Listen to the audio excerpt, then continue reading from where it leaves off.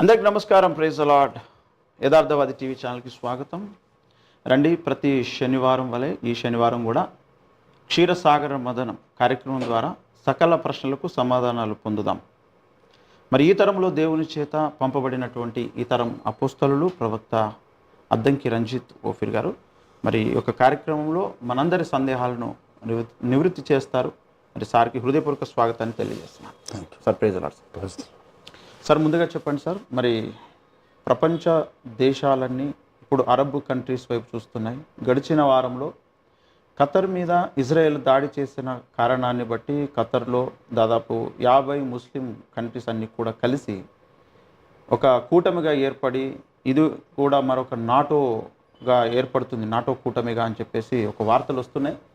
దీని యొక్క పర్యవసనం ఏం జరగబోతుంది, బైబిల్కి ఈ జరుగుతున్న పరిణామాలకి ఏమైనా సంబంధం ఉందా?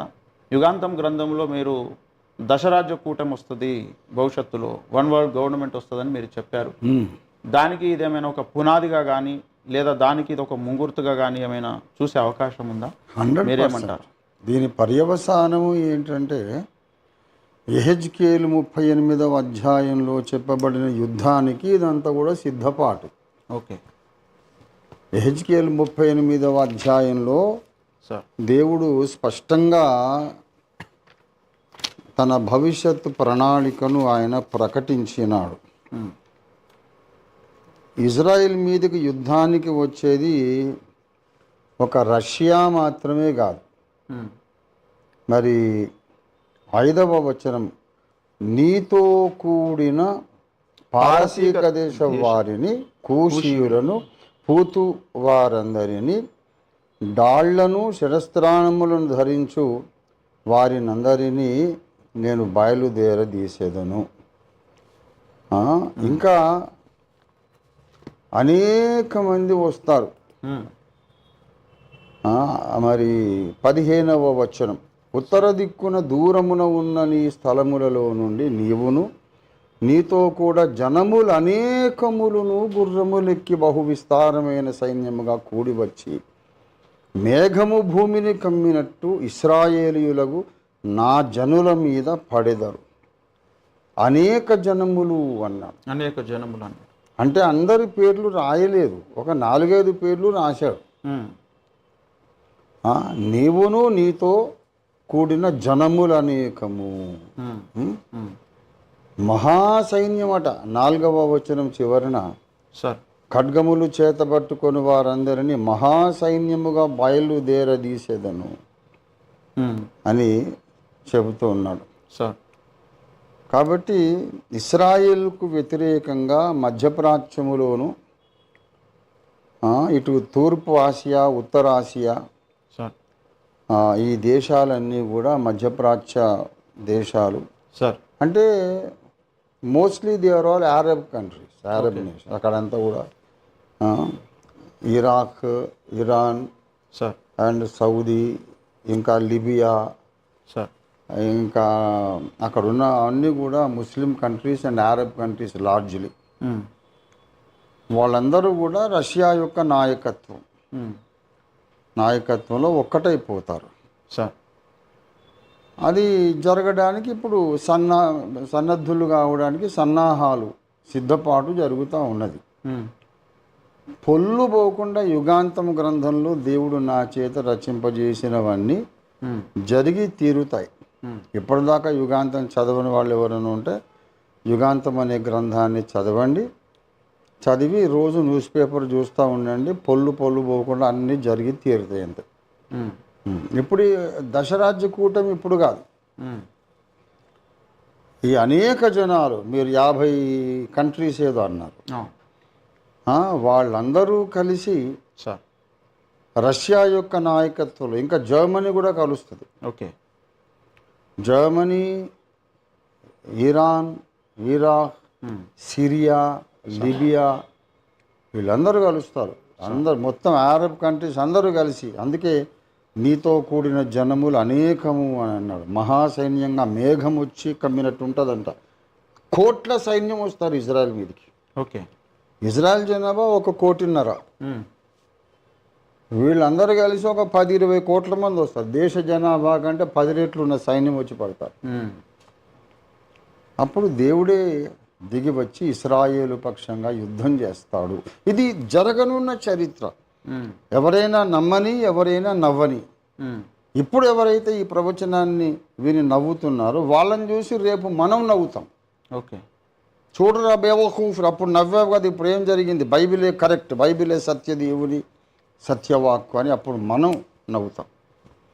ఎక్కువ రోజులు లేదు, కొద్ది రోజులు. బైబిల్ ఎప్పుడు కూడా అబద్ధం చెప్పదు. బైబిల్ చెప్పిన మాట నిరర్ధకం ఎప్పటికీ కానేరదు. ఈ యుద్ధం జరిగిన తర్వాత అనేక జనములు వచ్చి ఇజ్రాయెల్ మీద వచ్చి నాశనం అయ్యాక ఆ నాశనంలో నుండి ఒక డిమాండ్ పుడుతుందన్నమాట. ఆ ఎన్ని శవాలు ఉంటాయంటే ఇజ్రాయేల్ యొక్క అత్యాధునిక టెక్నాలజీ ఉపయోగించిన ఆ శవాలన్నీ క్లియర్ చేయడానికి, దేశాన్ని మళ్ళీ పవిత్రపరచంటే ఇదంతా శుభ్రం చేయడానికి 7 నెలలు పడుతుందంట. 7 months వరకు ఈ డెడ్ బాడీస్ను పాతి పెట్టుకుంటూ చేస్తేనే ఉంటారు వాళ్ళు. అన్ని కోట్ల మంది చచ్చిపోతారు. 39వ అధ్యాయము చూడండి, 12వ వచనం. దేశమును పవిత్రపరచుటకై దానిలోనున్న కళేబరములను పాతిపెట్టు వారిని, దేశమును సంచరించి చుచ్చు వారితో కూడా పోయి పాతిపెట్టు వారిని నియమించెదరు. 7 నెలలైన తరువాత దేశమునందు తనిఖీ చేసెదరు. 12వ వచనం, దేశమును పవిత్రపరచుచు ఇశ్రాయేలీలు 7 నెలలు వారిని పాతిపెట్టుచుందురు.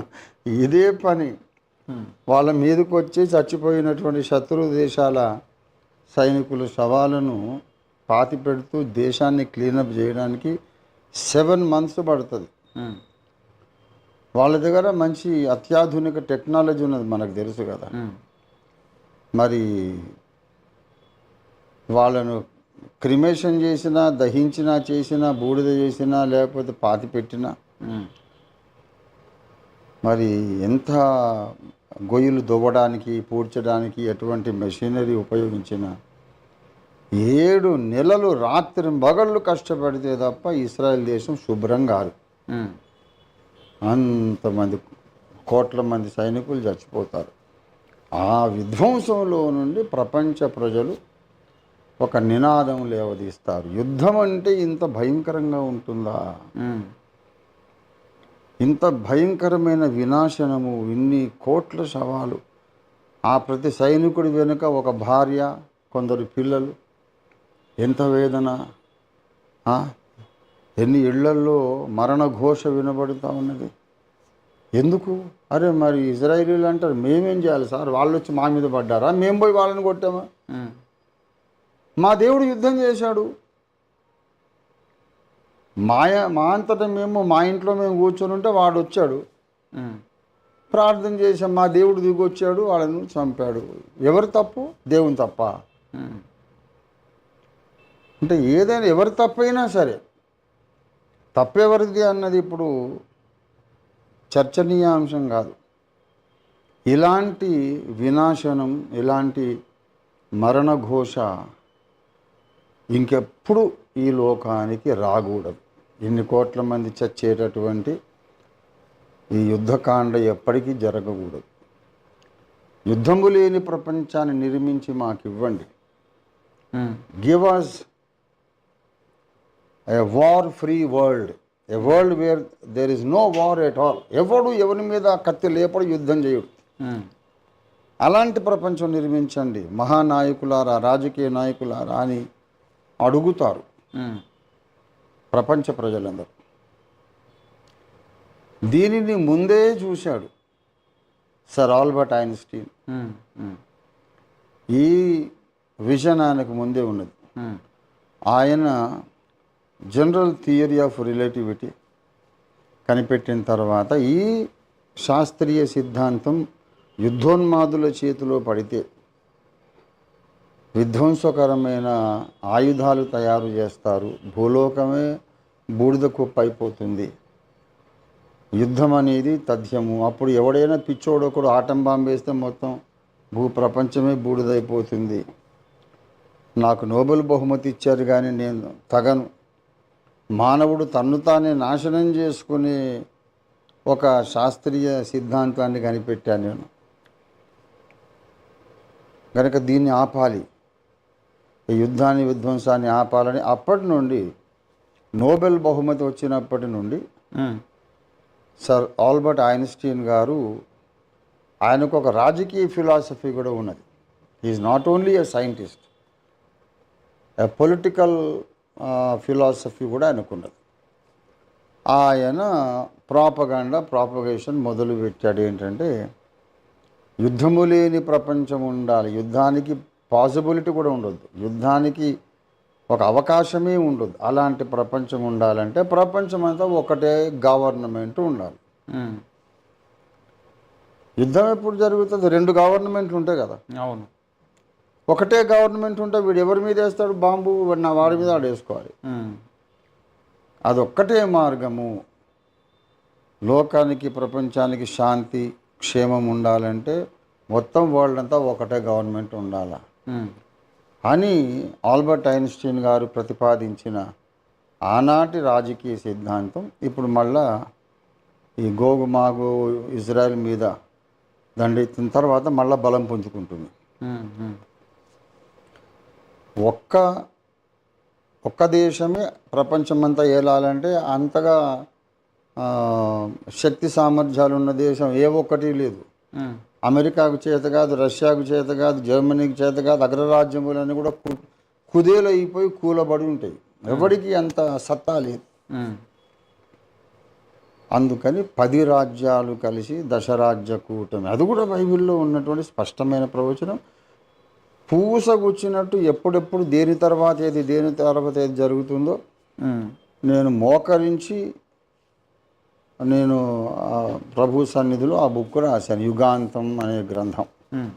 ఇంకా డీప్గా, ఇంకా క్లియర్గా the end of the present age అని ఇటీవల వచ్చిన ఈ ఇంగ్లీష్ గ్రంథం.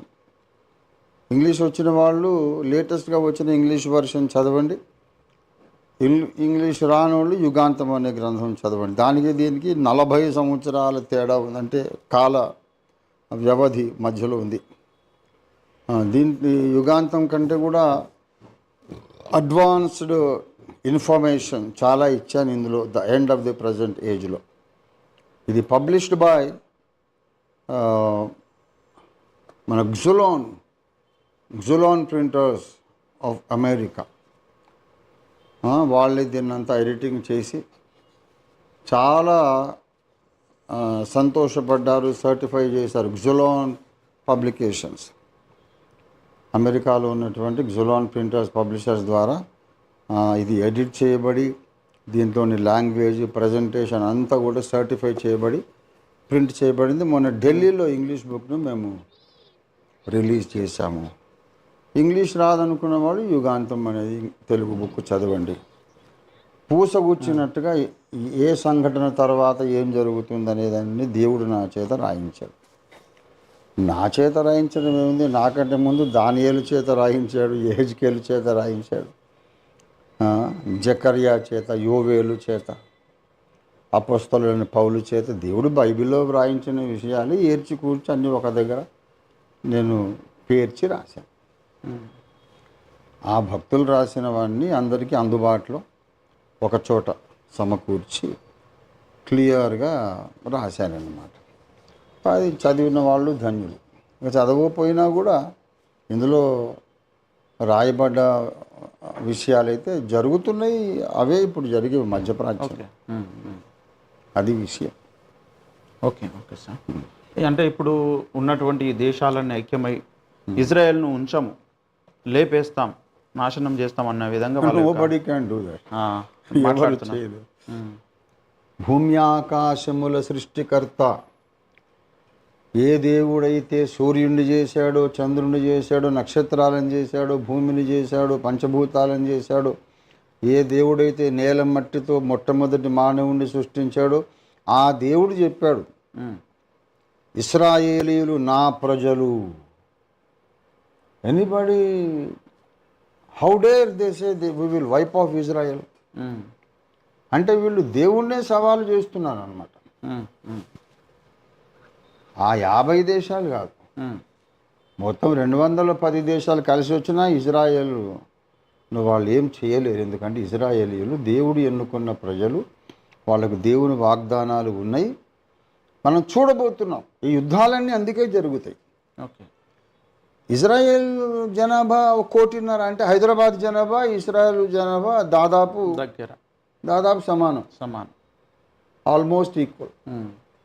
అది ఒక కంట్రీ ప్రపంచ దేశాలని గడగడ ఆడిస్తుంది. ఎట్లా చూసే వాళ్ళకు కళ్ళు లేవా?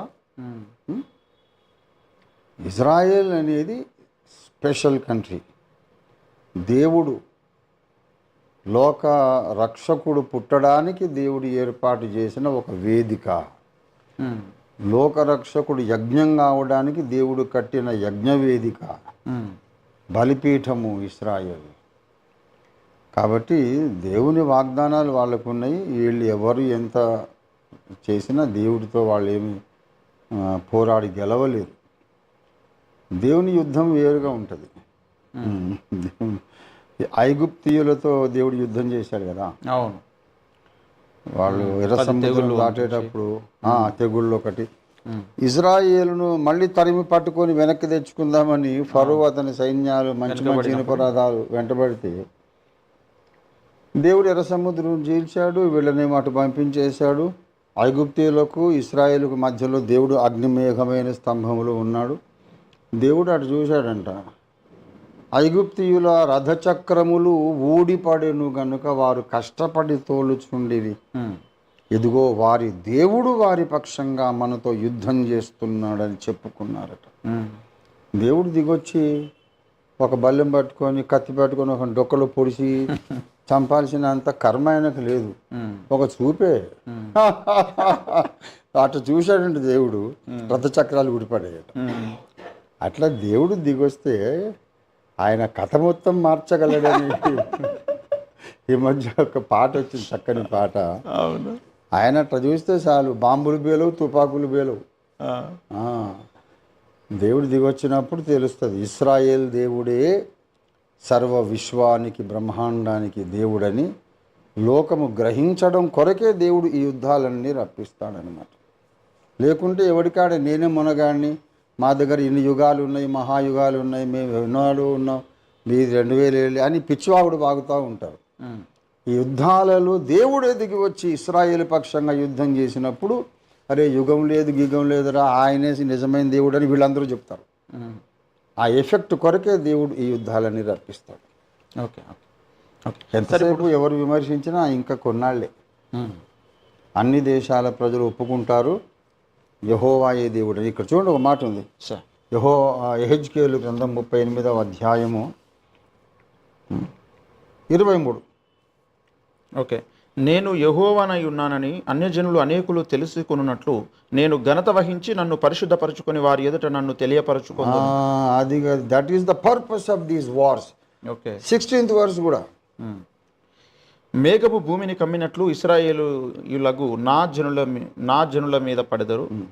అంత్యదినములందు అది సంభవించును. అన్యజనులు నన్ను తెలుసుకున్నట్లు నిన్ను బట్టి వారి ఎదుట నన్ను నేను పరిశుద్ధపరచుకున్న సమయమున గోగు నేను నా దేశం మీదకి నిన్ను రప్పించేదను. అన్యజనులు నన్ను తెలుసుకొనున్నట్లు. ఈ యుద్ధాల యొక్క పర్పస్ అది. ఓకే. మీరు ఆటం బాంబులు పెట్టుకో, హైడ్రోజన్ బాంబులు పెట్టుకో, నువ్వు ఏదైనా పెట్టుకో, ఇజ్రాయెల్ మీదకి పోయి పెకలించేది ఏమి ఉండదు. The God of all creation is there. నా దేశం అన్నాడు కదా. అవును. నా దేశము అన్న తర్వాత ఇంకా అన్ని దేశాలు ఒప్పుకుంటారు, అరే ఏదో అనుకున్నాం కానీ ఇశ్రాయేలీయులు నిజమైన దేవుని ప్రజలురా.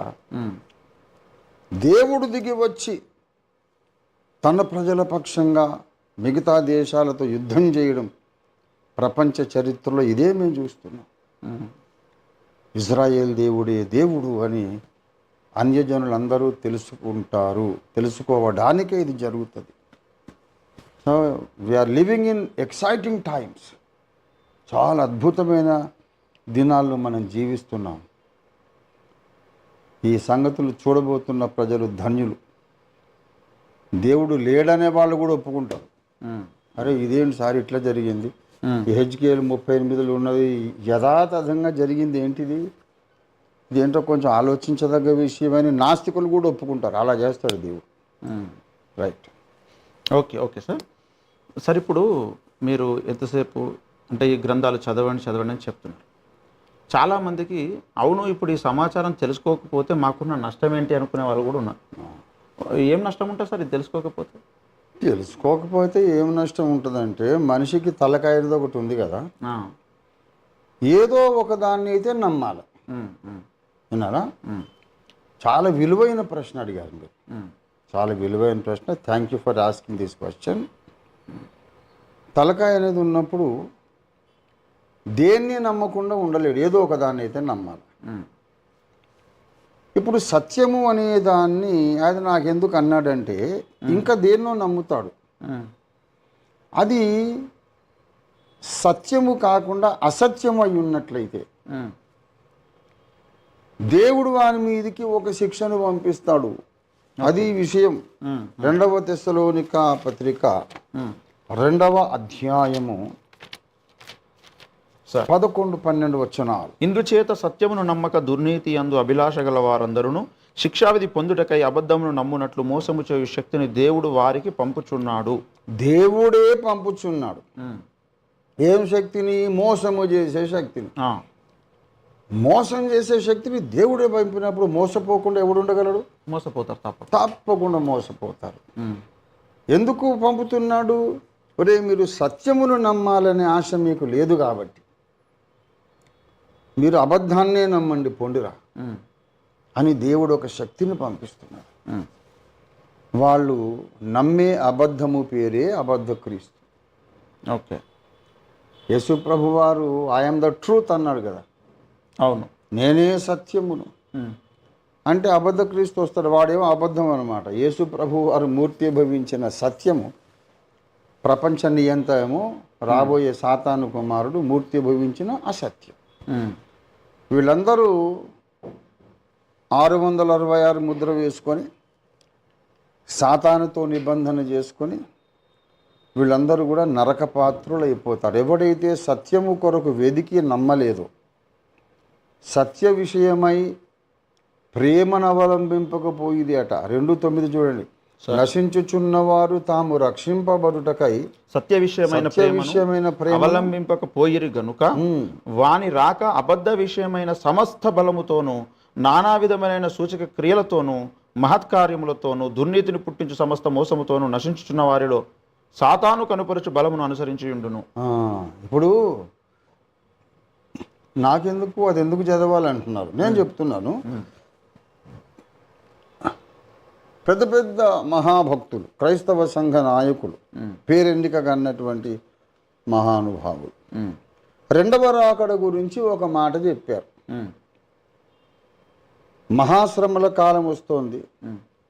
ఆ మహాశ్రమల కాలం 7 ఏళ్ళు ఉంటుంది. ఆ మహాశ్రమల కాలం ప్రారంభం కాకముందే సంఘము మహిమలోకి ఎత్తబడుతుంది.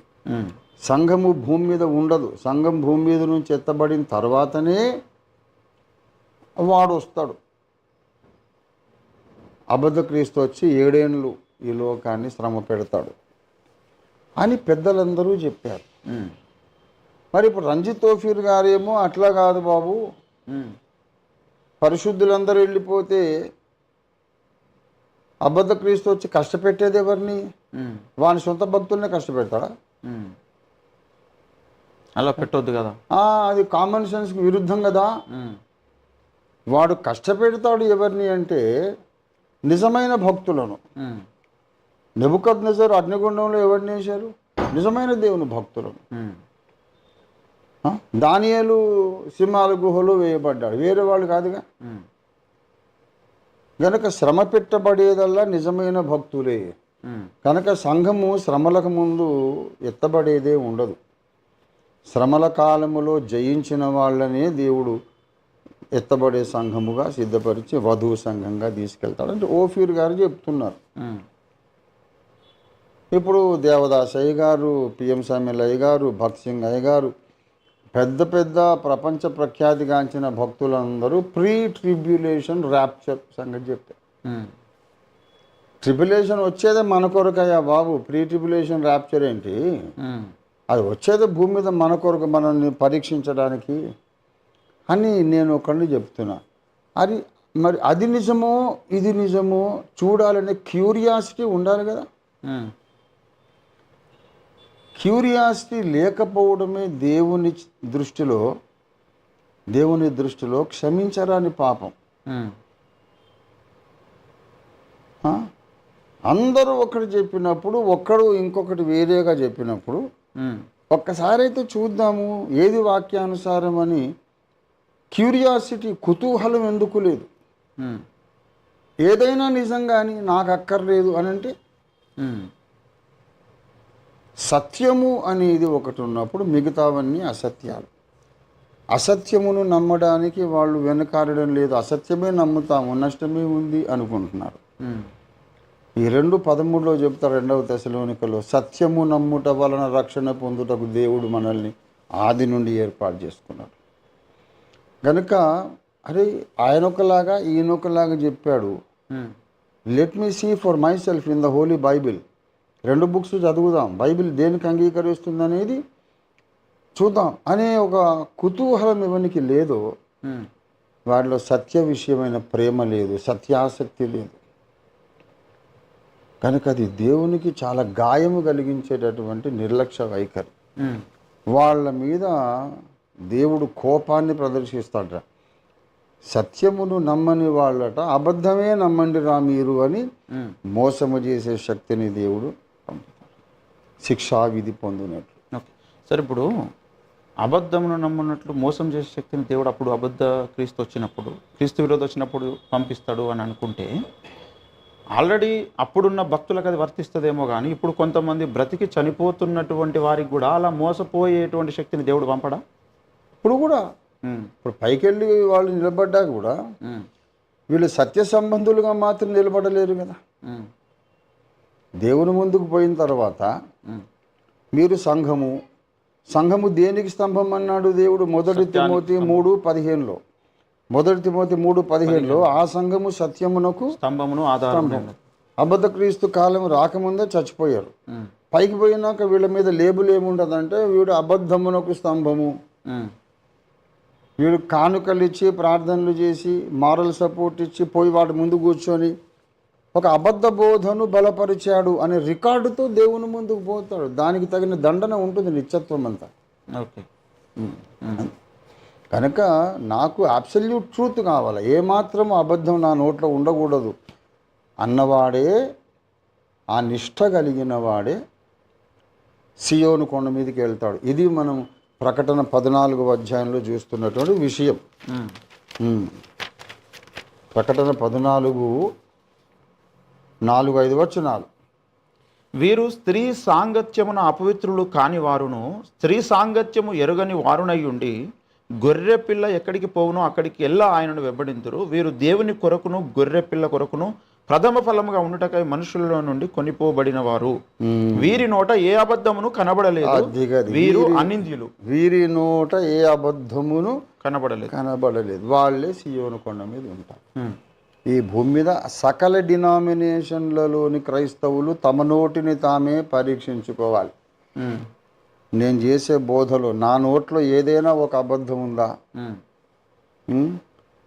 యేసు ప్రభు యొక్క దైవత్వాన్ని గూర్చి కానీ, రక్షణ సంకల్పాన్ని గూర్చి కానీ, పరిశుద్ధాత్మను గూర్చి, కృపా వరాలను గూర్చి, యేసు 2వ రాకడను గూర్చి ఏదైనా ఒక అసత్యాన్ని నేను బోధిస్తున్నానా లేక సపోర్ట్ చేస్తున్నానా అని చూసుకోవాలా. మనకు తెలిసి ఏ అబద్ధాన్ని మనం సపోర్ట్ చేయకూడదు, వ్యాపింపజేయకూడదు. అజ్ఞాన దశలో చేస్తే అది వేరే విషయం. పిలిచి కొట్టి నిద్రలేపి బాబు ఇది చూడవయ్యా, నువ్వు నమ్మింది సత్యం కాదు, ఇది సత్యం అని చెప్తుంటే కూడా పోవయ్యా నాకు సత్యం గిత్యం అక్కర్లేదు, యేసయ్య నమ్ముకున్నాను చాలు అని అంటే, సత్యానికి భిన్నమైన బోధను వాడు అట్లాగే నమ్ముతూ ప్రాపగేట్ చేస్తూ ఉంటే ఈ సియోను కొండ మీదకి ఎట్లా వస్తాడు? ఓకే, ఇప్పుడు యేసును నమ్ముతున్నాడని అన్నారు కదా మీరే. అలా అన్నప్పుడు ఈ యొక్క రాకడను గూర్చినటువంటి ఒక విషయం అంటే అనేక రకాల అభిప్రాయాలు ఉన్నప్పుడు ఇది ఒక బోధ అనుకున్నప్పుడు ఇది ఒకటి నమ్మకపోతే అతడు యేసుని నమ్మినవాడు సత్యాన్ని నమ్మకుండా ఎట్లా పోయినట్టు? ఏది మరి ఇప్పుడు సత్యం ఏది? ఇప్పుడు యేసు ప్రభువును అంటే యేసును నమ్మడమే సత్యము నమ్మడం కదా అని. కాదు కదా, అది కాదనే కదా మనం చెప్తున్నది. ఇప్పుడు యేసు ప్రభు అన్నారు, నేనే సత్యమును. ఆ? సత్యము తానై ఉన్న యేసు ఇంకొక మాట కూడా అన్నాడు. అది యోహాను సువార్త 18వ అధ్యాయము 38వ వచనంలో చెప్పాడు. అందుకు పిలాతు, నీవు రాజువా అని ఆయనను అడగగా, యేసు, నీవన్నట్టు నేను రాజునే, సత్యమును కూర్చి సాక్ష్యం ఇచ్చుటకు నేను పుట్టి తిని, ఇందు నిమిత్తమే ఈ లోకమునకు వచ్చి తిని, సత్య సంబంధి అయిన ప్రతివాడును నా మాట వినుననెను. అందుకు పిలాతు, సత్యమనగా ఏమిటి అని ఆయన 14:6లో యేసే సత్యం, 18:38లో యోహాను సువార్తలో సత్యము తానయ్యున్న యేసు సత్యమును గురించి సాక్ష్యం ఇవ్వడానికే లోకంలో పుట్టాను అన్నాడు. అంటే సత్యం పుట్టాడు సత్యాన్ని గురించి సాక్ష్యం ఇవ్వడానికి. మనకు ఆ మొదటి సత్యం దొరికింది యేసుని నమ్మినప్పుడు, కానీ ఆయన నేర్పిస్తున్న సత్యం ఇంకా దొరకలేదు. మరి ఆయన దొరికి ప్రయోజనం ఏముంది? యేసు దొరికితే చాలదు, యేసు నేర్పిస్తున్న సత్యాన్ని కూడా మనం నేర్చుకోవాలి. కనుక ఏదో ఒక చోట ఒక మాట దొరికింది, ఇక అది చాలు అని దాంట్లో వేలాడబడుతూ ఉంటే నష్టపోతాం నిత్యత్వంలో.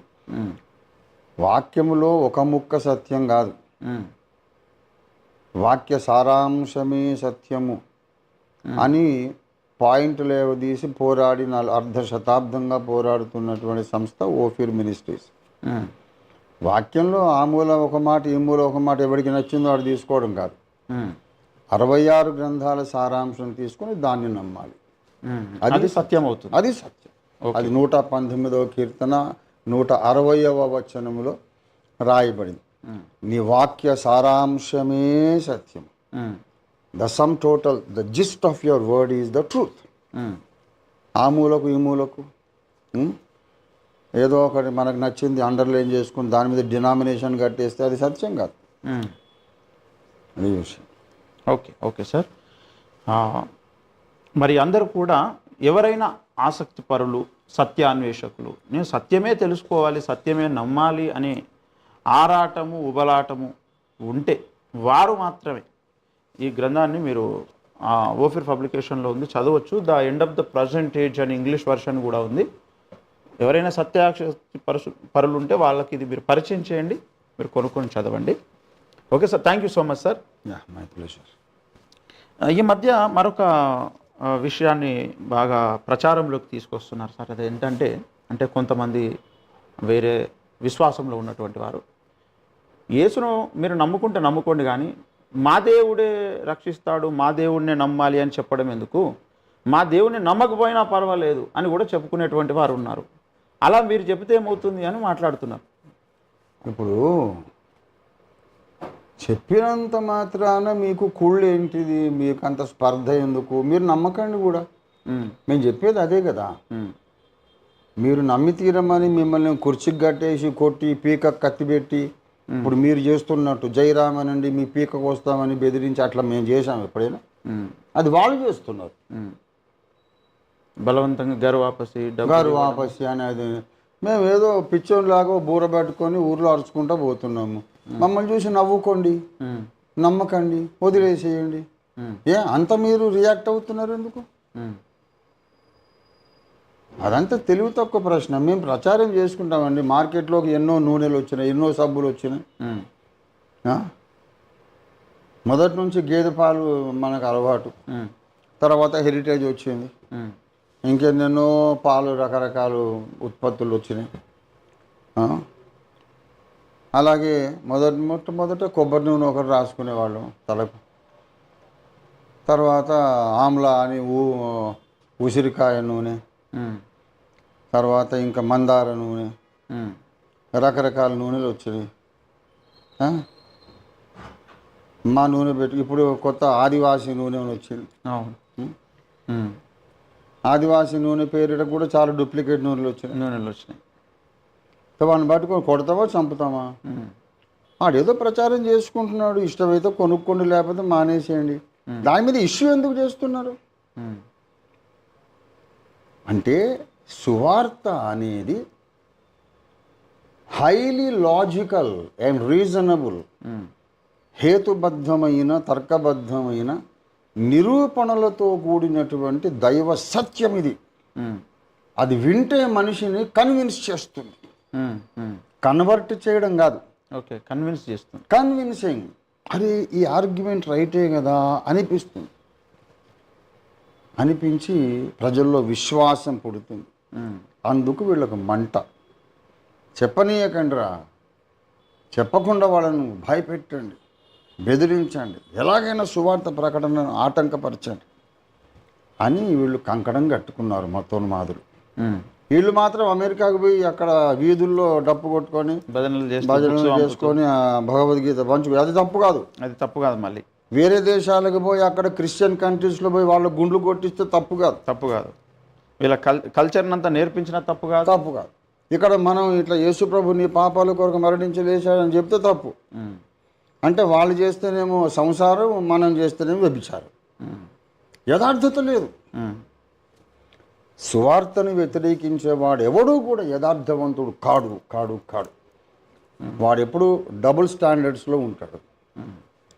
రెండు నాలుకల ధోరణి, అబద్ధాల మీదనే వాడు ఆధారపడి బ్రతికేస్తున్నాడు. మీరు నమ్మితే ఊరుకోవచ్చు కదా, ఎందుకు చెప్పాలంటే ఎన్నో రీజన్స్. మొట్టమొదట నన్ను గురించి చెప్పండి, లేకపోతే వాళ్ళు నరకానికి వెళ్తారు చెప్పమని మన రక్షకుడు మనకు ఆజ్ఞాపించాడు కనుక మనం చెప్తాం. యేసుని నమ్మకపోతే వాళ్ళు కన్ను మూసి ఎక్కడికి వెళ్తారో తెలుసు కాబట్టి చెప్తాం. వాళ్ళ మీద మనకు ప్రేమ ఉంది కనుక చెప్తాం. వాళ్ళు నరకంలో పడేది మనకి ఇష్టం లేదు కనుక చెప్తాం. చెప్పడమేగా మేము చేస్తున్నది. ఇంకా ఏ విధంగా కూడా వాళ్ళని మనం బలవంతం చేయట్లేదు కదా. బలవంతపు మతం మార్పిడులు అని ఒక ఫేక్ ఇష్యూ క్రియేట్ చేశారు. ఎవడిని బలవంతం చేసి క్రైస్తవుణ్ణి చేశాడు? అసలు బలవంతం చేస్తే ఎవడైనా మతం మార్చుకుంటాడా? అది సాధ్యమా? 200 ఏండ్లు ఆంగ్లేయులు భారతదేశాన్ని పరిపాలిస్తే దీన్ని క్రిస్టియన్ కంట్రీగా వాళ్ళు మార్చలేదు. మహాత్మా పూలే, బాబాసాహెబ్ అంబేద్కర్ మొదలుకొని అనేక మంది జాతీయ నాయకులు అందరూ కూడా క్రిస్టియన్ స్కూల్స్లో చదువుకున్నారు. మన దివంగత ముఖ్యమంత్రి ఎన్టీ రామారావు గారి వరకు, కళా తపస్వి కె విశ్వనాథ్ గారు కూడా క్రిస్టియన్ స్కూల్లో చదువుకున్నారు. మరి వాళ్ళు క్రిస్టియన్స్గా మారలేదే, బయటకు వచ్చి మళ్ళీ హిందూసే. క్రిస్టియన్స్ బలవంతాన మారుస్తున్నారు అని అబద్ధ ప్రచారం క్రియేట్ చేశారు. That is fake issue. ఎవరిని బలవంతంగా మార్చలేడు. అలా జరగలేదు, జరగడం సాధ్యం కూడా కాదు. చెప్తాము, నచ్చిన వాడు వింటాడు, ఎవరికి నచ్చకపోతే పొమ్మంటాడు. మేము కూడా ఎవరిని పట్టుకురా బలవంతాన్ని నీళ్ళలో ముంచి అట్లా చేయడం లేదే. ఒకవేళ ముంచినా కూడా వాడు క్రైస్తవుడు కాదు. ఇప్పుడు ఒక హిందువుని పట్టుకొచ్చి బలవంతంగా నీళ్ళలో ముంచితే అప్పటిదాకా జై శ్రీరామ్ అనేవాడు అరే ఎట్లనే ముంచేశారు కదా, ఇప్పటి నుంచి నేను జై క్రీస్తు అంటాడా? అన్నారు కదా, అన్నారు. మరి ఏమో తెలివి తక్కువ ఇష్యూ అది, స్టూపిడ్ ఆర్గ్యుమెంట్. బలవంతం మతం మార్పిడులను ఆపాలట. అసలు ఉంటే కదా వాళ్ళు చెప్పేది అసంభవమైన దాని గురించి శిక్ష విధించాలి, దాన్ని ఆపుతామంటున్నారు. ఎట్లా ఉందంటే మగవాళ్ళకి కడుపు వస్తే వాళ్ళని చంపేయాలన్నట్టుంది. మగవాళ్ళకి కడుపు వస్తుందా? రాని మరి రాని దానికి వాడు కడుపు తెచ్చుకుంటే వాడిని గురి శిక్ష విధించమనే చట్టం ఎందుకు? అంత ఈడియాటిక్ ఆర్గ్యుమెంట్. ఏంటంటే క్రైస్తవులను భయపెట్టడానికి. వీళ్ళు అనుకుంటున్నారు క్రైస్తవులను ఎంత భయపెట్టి ఎంత ఒత్తిడి చేసి అణిచి వేస్తే అంత వేగంగా సువార్త వ్యాపిస్తుంది. మీరు చెప్పొద్దంటే చప్పుడు కాకుండా ఇంట్లో ప్రార్థన చేసుకొని ఉంటాం. అప్పుడు దేవుడు బయలుదేరుతాడు, దేవదూతలు బయలుదేరుతారు. ప్రతి ఒక్కరికి దర్శనంలో ప్రభు కనపడి మాట్లాడితే అప్పుడు వీడియం పెక్కలిస్తాడు. అందరికీ దేవుడు కనపడతాడు. వాడే మారొచ్చు, రేపు వాడే పాస్టర్ అవుతాడు. ఎంతోమంది అట్లా ఎంతోమంది అయ్యారు. సాధు సుందర్ సింగ్ క్రైస్తవ్యాన్ని ద్వేషించి బైబిల్ చింపి తగలబెట్టి తర్వాత ప్రభువు కొరకు హతసాక్షిగా ఆయన చనిపోయాడు. దేవుని కొరకే చనిపోయాడు. ఏ అడవిలో ఎక్కడ చనిపోయాడు కూడా తెలియదు. దేవుని కొరకు ఆయన జీవితాంతం సాక్షిగా ఉన్నాడు. పౌలైతే ఏకంగా పుట్టలు చింపి స్త్రీలను చంపేసినటువంటి చరిత్ర. ఆయన దేవుని కొరకు హతసాక్షి. బ్రదర్ భగత్ సింగ్ గారు కూడా బైబిల్ చింపేశాడు. లక్షల మందికి వెలుగుగా దేవుడు ఆయన వాడుకున్నాడు. కాబట్టి దేవునితో యుద్ధం చేసి గెలవగలిగిన వాడు ఎవడు లేడు. ఆయన మనలాగా మనిషిలాగా కోపం ప్రదర్శించడు. చీటిమాటికి వచ్చేసి ఏంద్రాయం అన్నామని చెప్పి ఆయన కాలర్ పుచ్చుకొని అట్లా ఉండదు. ఎవడైనా వ్యతిరేకంగా ఎక్కువ నకరాలు చేస్తుంటే అట్లుందని సంగతి అని చూస్తాడు. ఎక్కడ కొట్టాలో అక్కడ కొడతాడు. రోమ్ సామ్రాజ్యం క్రైస్తవులను హింసించి తర్వాత రోమ్ క్రైస్తవ ధర్మానికి ప్రధాన కేంద్రమై కాబట్టి ఎవడు క్రైస్తవ్యానికి క్రీస్తుకు క్రైస్తవులకు వ్యతిరేకంగా వచ్చి గెలిచినోడు ఇప్పటిదాకా పుట్టలేదు, పుట్టబోడు. వీళ్ళంతా బుద్ధిహీనులు. నేను మజాగా చూస్తున్నా వీళ్ళ సంగతి. ముందుందిరా ముసళ్ళ పండుగ. Okay sir. సార్ ఇప్పుడు కేఏ పాల్ గారు ఒక రాజకీయ పార్టీ పెట్టారు. ఆయన దగ్గర లక్షల కోట్ల డబ్బు ఉన్నా ఆయన ఒక ఎమ్మెల్యేని గెలిపించుకోలేకపోయాడు. ఓఫీర్ గారు కూడా ఇండియా ప్రజాబంధు పార్టీ పెట్టారు, ఒక ఎమ్మెల్యేని గెలిపించుకోలేకపోయారు. పైగా పాస్టర్లందరి ధనాన్ని వృధా చేశారు ఓఫీర్ గారు అంటూ మాట్లాడుకొస్తున్నారు. రాజకీయ పార్టీ పెట్టి ఇప్పటి వరకు సాధించింది ఏమిటి ఓఫీర్ గారు? అవును, ఇప్పుడు ఈ క్లిప్ నేను చూశాను. ఈ క్లిప్ పెట్టి ఆయన సాధించింది ఇప్పుడు ఇట్లా చేసి కేఏ పాల్ ఏం సాధించలేదు, ఓఫీర్ గారు ఏం సాధించలేదు అని క్లిప్ పెట్టి ఆయన సాధించింది ఏమున్నది? కనీసం మేము రాజకీయ వేదిక అవసరం అనే స్పృహ సమాజంలోకి తేగలిగాం. కొంత సాధించడమే. కొన్నాళ్ల కిందట 7 ఏళ్ల కిందట పార్టీ పెట్టినప్పుడు క్రైస్తవులకు మనకు రాజకీయం ఎందుకండి, అవసరం లేదు, అది వ్యభిచారంతో సమానం, మనం చేయకూడదు రాజకీయం అని అన్నటువంటి మనుషులు ఈవేళ మనకంటూ ఒక పార్టీ ఉండాలి, మనకంటూ లోక్సభలో ప్రాతినిధ్యం ఉండాలని మాట్లాడుతున్నారు. అది మేము తెచ్చిన మార్పు. అది చాలు నాకు. ఓకే, నేను ఎప్పుడు కూడా నేనే ఉండాలి అక్కడ అని అనుకోలే. ఈ సమాజాన్ని మేల్కొల్పాలి అనుకున్నాను. మేల్కొల్పడంలో ఒక మెట్టు, ఒక స్టెప్ పడ్డట్టే. మరి ఈయనేం పీకినట్టు ఇంకా స్టెప్ పడ్డాలో వెనక లాగే పనిలో ఉన్నారు అన్నమాట. మీరు ముందుకెళ్ళికేసారు స్టెప్, రండి రండి వెనకకి రండి. ఇంకో విషయం, సువార్త విషయంలో ఎలాగైతే కేవలం సిద్ధాంత ప్రచారం చేస్తూ ఉన్నాము, ఎవరిని బలవంతం చేయట్లేదు అంటున్నాము, అలాగే రాజకీయంగా కూడా మేము సిద్ధాంత ప్రచారమే చేస్తున్నాం, ఎవరిని బలవంతం చేయలేదే. ఆ క్లిప్లో ఒక మాట వాడాడు ఆయన. ఓఫీర్ గారి ద్వారా డబ్బులు పోగొట్టుకుని అనేక మంది నా దగ్గరకు వచ్చి నాకు బాధ వెళ్ళబోతుంది. ఎవడు వాడు? తీసుకురా నా ముందుకు దమ్ముంటే. ఎవరిని నేను అడిగానా నువ్వు రమ్మని? వాళ్ళు నన్ను బలవంతం చేశారు. మాకు రాజకీయంగా ఆసక్తి ఉందండి, మేము నిలబడతామండి అంటే, మాది డబ్బులు లేని పార్టీ బాబు, మేము డబ్బులు ఇవ్వలేము మీకు అంటే, అయినా సరే నేను నిలబడతానని చెప్పి వాళ్ళంతటా వాళ్ళు స్వచ్ఛందంగా వచ్చి నన్ను బలవంతం చేసి టికెట్ తీసుకొని నామినేషన్ వేసిన వాళ్ళు ఎవరైనా సరే. మరి ఇక నేను వాళ్ళను బలవంతంగా నష్టపరిచింది ఏముంది? వాడు రాకుండా ఇంట్లో ఉండిపోవాల్సింది. ఎవరు రమ్మన్నాడు అని మేము పోయి లాక్కొచ్చామా, ఇంట్లోంచి పిలుచుకొచ్చామా? అయ్యో నువ్వు రాకపోతే మాకు ఇంకెవరు దొరకరు అన్నట్టుగా పరిస్థితి. మేము ఎవరిని పిలవలేదే, ఎవరింటికి పోలేదే. ఖచ్చితమైన అంబేద్కర్ రైట్ అయితేనే రండి, లేకపోతే రావద్దు అని కూడా చెప్పాం. అవును, అంబేద్కర్ భావజాలం నమ్మని వాడికి మేము టికెట్ ఇవ్వము, ప్లీజ్ గెట్ అవుట్ అని కూడా చెప్పాం. నేను ఒకరిని నష్టపరిచింది ఏముంది? ఎన్ని విధాలుగా చెప్పినా సరే వాళ్ళు వచ్చారు, లేదు సార్ మీరే కరెక్ట్ లీడర్, ఇదే కరెక్ట్ పార్టీ, మేము ఇందులో మేము గెలవాలి, గెలవకపోయినా 4 ఓట్లు 10 ఓట్లు వచ్చినా సరే మాకు చాలు, అదే మాకు జీవిత సార్థకత అని నా ముందు నన్ను పొగిడి బలవంతం చేసి టికెట్ తీసుకున్న వాళ్ళే కాంటెస్ట్ చేశారు. మరి ఆయనకేం బాధ అయిందండి? ఎవడు వాడు ఓఫీర్ గారు చేపట్టి నేను నష్టపోయానంటే వాడిని నేను ఇంటికి పోయి పిలిచానా? తెలియలేదు. ఆయన ఇప్పుడు లక్షల కోట్లు ఖర్చు పెట్టింది ఎక్కడ సార్? నామినేషన్ వేసినట్టు అసలు ఉంటేగా ఖర్చు ఉంటే పెట్టే కదా లక్షల కోట్లు ఖర్చు పెట్టేది ఇక్కడ. జస్ట్ మేము మీడియాలో, సోషల్ మీడియాలో మేము ఒక మా పిలుపునిచ్చాము అంతే. దాని పిచ్చి పిచ్చి మాటలు, ఆ పిచ్చి మాటలు. ఏంటయ్యా సాధించిందంటే నువ్వేం సాధించావు? ఇవాళ ఎవడు క్రైస్తవులలో ఎవడు పార్టీ ఉండాలి, పార్టీ కావాలి, ఎవడు మాట్లాడినా ఆ దిశలో ముందు స్టెప్ వేసినోడు రంజిత్ ఓఫీరే. ఈ స్టెప్ రాంగ్, రాజకీయం మనకొద్దు అన్నోళ్ళే ఇవాళ మనకంటూ ఒక రాజకీయ పార్టీ ఉండాలని చెప్పేటట్టుగా ప్రెషరైజ్ చేయగలిగిన వాడు రంజిత్ ఓఫీర్. నేను అంటే కేపాల్ గారే ముందుగా పెట్టారు కదా అంటారు కదా. పెట్టి ఎవరిని కన్విన్స్ చేశాడు ఆయన? ఆయనకే ఓటు లేదని వెళ్ళగొట్టాడు. కాబట్టి ఆయన యొక్క రాజకీయ సిద్ధాంతం ఏమిటి? డబ్బులున్న కేఏ పాల్ ఏమి చేయలేకపోవడం అనేది ఒక ఇష్యూ. డబ్బులు లేని రంజిత్ ఓఫీర్ పంజాబ్లో 3 సర్పంచులను, జమ్మూలో 3 సర్పంచులను, ఛత్తీస్గఢ్లో 5 గెలిపించుకున్నాడు. ఇది ఇష్యూ.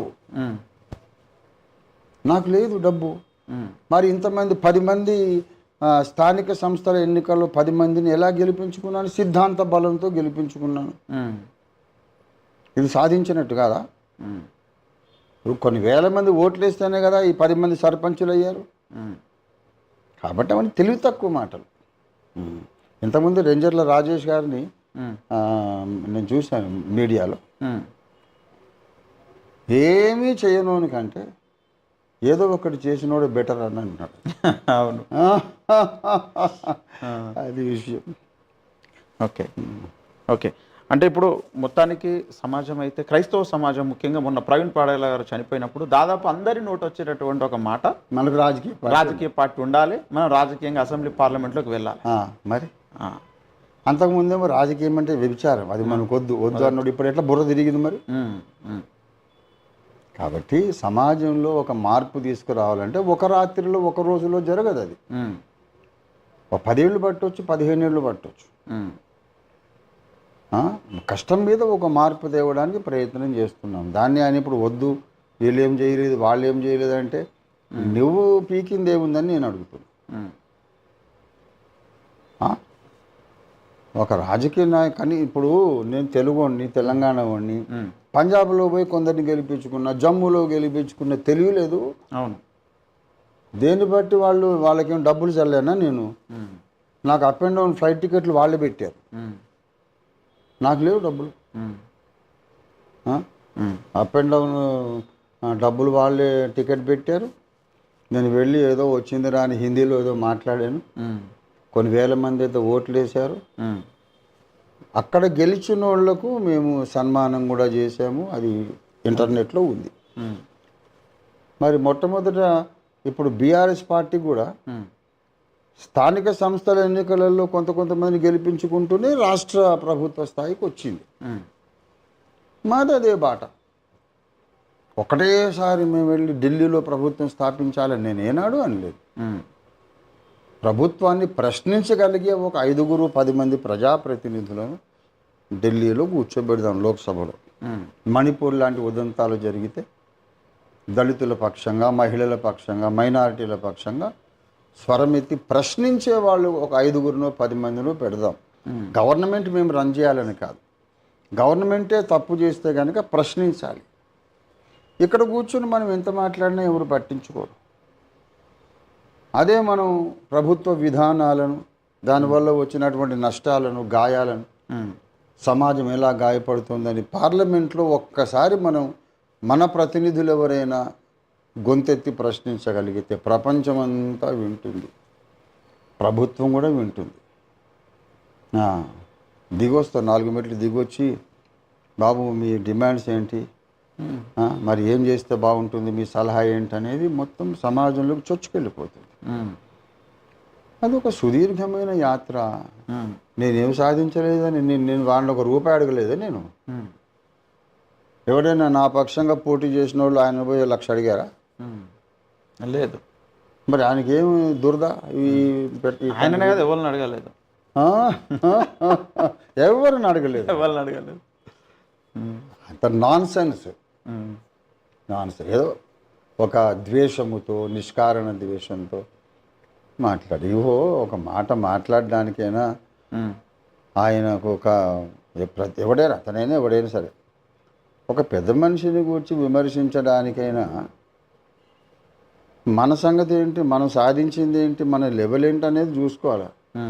నోరుంది కదా అని ప్రతి ఒక్కరు మాట్లాడేస్తే ముందు నాకన్నా ఎక్కువ ఆయన సాధించింది ఏందో చెప్పు. మనం నేను 1400 సంఘాలు కట్టాను, ఇప్పుడు ఇంకా ఎక్కువైనాయి. 1000 మంది కంటే ఎక్కువ పాస్టర్లను తయారు చేశాను. మా సంఘాలలో 90% నాన్ క్రిస్టియన్సే. దేవుని కొరకు దెబ్బలు తిన్నాం, రక్తం కార్చాం. 18 సార్లు నా మీద హత్యా ప్రయత్నం జరిగింది, ప్రార్థన బలంతోనే గెలుచుకొచ్చాం. నా సంఘాలు ఎక్కడ చెక్కు చెదరకుండా నిలబడి, నా సేవానుభవం 1/2 శతాబ్దం. ఆయన వయసు లేదంతా, ఆయన వయసు లేదు. క్రైస్తవులకు రాజకీయ పార్టీ అవసరమని నేను హిందీ రాష్ట్రాలను, సౌత్ ఇండియాలో ఉన్న రాష్ట్రాలను, క్రైస్తవ సమాజాన్ని కన్విన్స్ చేశాను. నన్ను గురించి మాట్లాడడానికి అతనికి ఉన్నటువంటి హోదా ఏమిటి, అతని చరిత్ర ఏంటి, అతను సాధించింది ఏంటి. ఈ మధ్య మహారాష్ట్రలో దాదాపు 18 జిల్లాలు, మొత్తం మహారాష్ట్రలో ఎన్ని జిల్లాలు ఉన్నాయో, నాట్ ఓన్లీ 18 డిస్ట్రిక్ట్స్, ఎన్ని జిల్లాలు ఉన్నాయో అన్ని జిల్లాలలో రాష్ట్రీయ మసీహీ పరిషత్ కమిటీసు, ఇంకా మండల స్థాయి వరకు కూడా, తాలూకా స్థాయి వరకు కూడా కమిటీలు ఏర్పడ్డాయి. రేపు హోల్ మహారాష్ట్రలో రాష్ట్రీయ మసీహీ పరిషత్ పక్షంగా ఒక నాయకుల మహాసభ ఏర్పాటు చేయబోతున్నాం మహారాష్ట్రలో. ఓకే, ముందున్న రాబోతున్న ఎన్నికల కొరకు ఇది ముందస్తు సన్నాహాలన్నమాట. రేపు స్థానిక సంస్థల ఎన్నికల్లో మహారాష్ట్రలో ప్రతి స్థానంలో ఐపీబీపీ వాళ్ళు పోటీ చేస్తారు. అందరు రెడీ అయిపోయినారు, పంజాబ్లో మొత్తం రెడీ అయిపోయారు. మేము చేస్తున్నాం, అట్టడుగు స్థాయి నుంచి పార్టీ నిర్మాణం చేసుకొస్తున్నాం. అతను మాట్లాడే అతను ఎంతటి వాడు, అతనికి ఉన్న లెవెల్ ఏంటి, క్వాలిఫికేషన్ ఏంటి, అంటే సమాజ సేవలు అతనికి ఉన్నటువంటి అర్హత ఏంటి. మేము సమాజాన్ని ప్రభావితం చేసిన వాళ్ళం అన్ని కోణాలలో.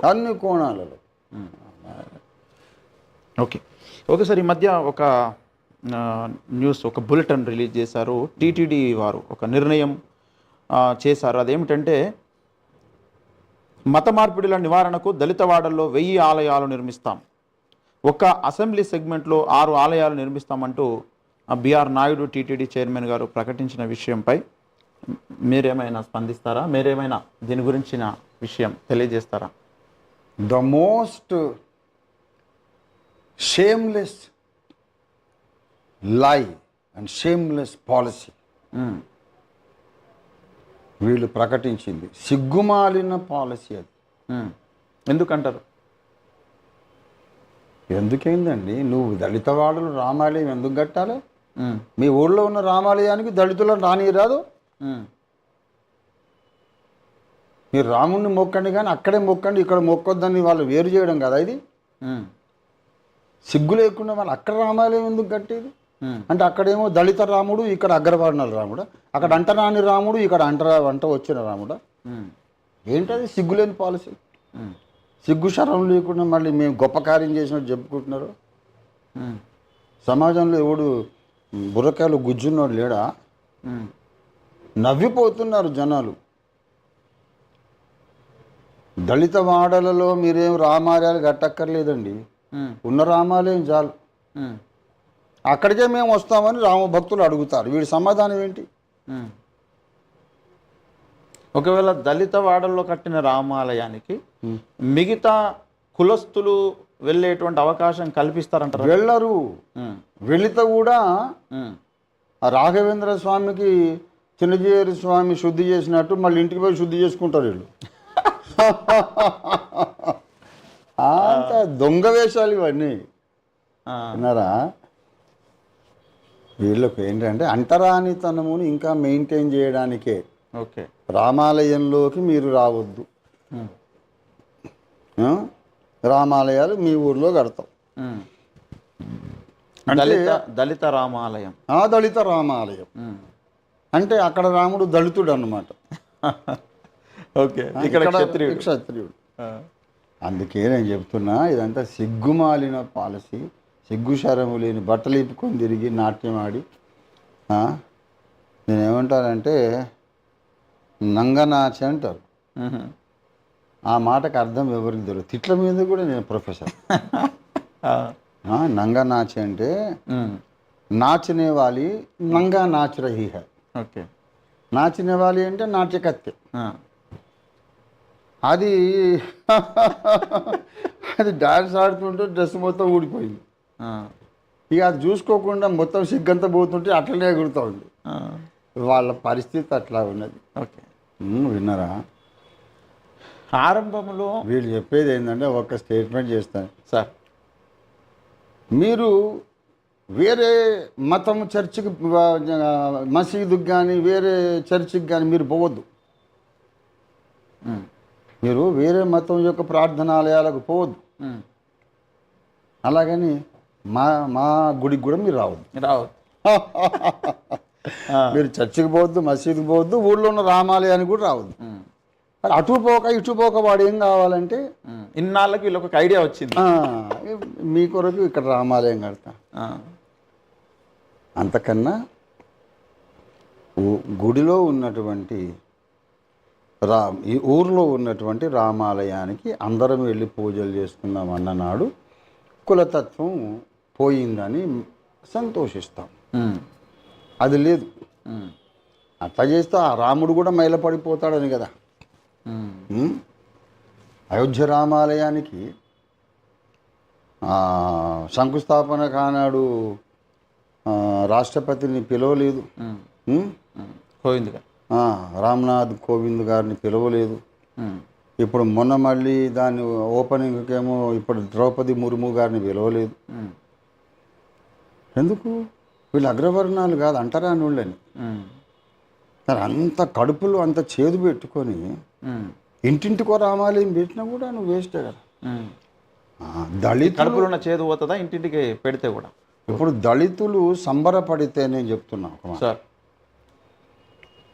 దళితులు కనుక అబ్బో మాకు కూడా రామాలయం కట్టిస్తున్నారని సంబరపడితే హిందుత్వలో మాకు కూడా స్థానం ఉన్నది, హిందూ సమాజంలో మేము కూడా భాగమే అని దళితులు కనుక సంబరపడే వాళ్ళు ఉంటే వాళ్ళకు ఒక పిలుపిస్తున్నా. ఇంటర్నెట్లో కూడా ఒక ఆయన పోస్టింగ్ చేశాడు, దాన్ని నేను కూడా షేర్ చేశాను.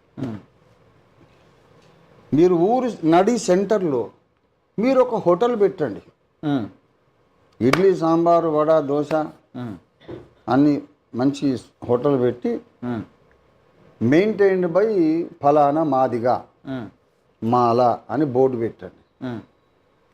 నడి సెంటర్లో హోటల్ పెట్టి ఇది మాదిగోళ్ళది మాలోళ్ళ హోటల్ అని చెప్పి పెట్టి ఎంతమంది మీ హోటల్కి వస్తారో చూడండి.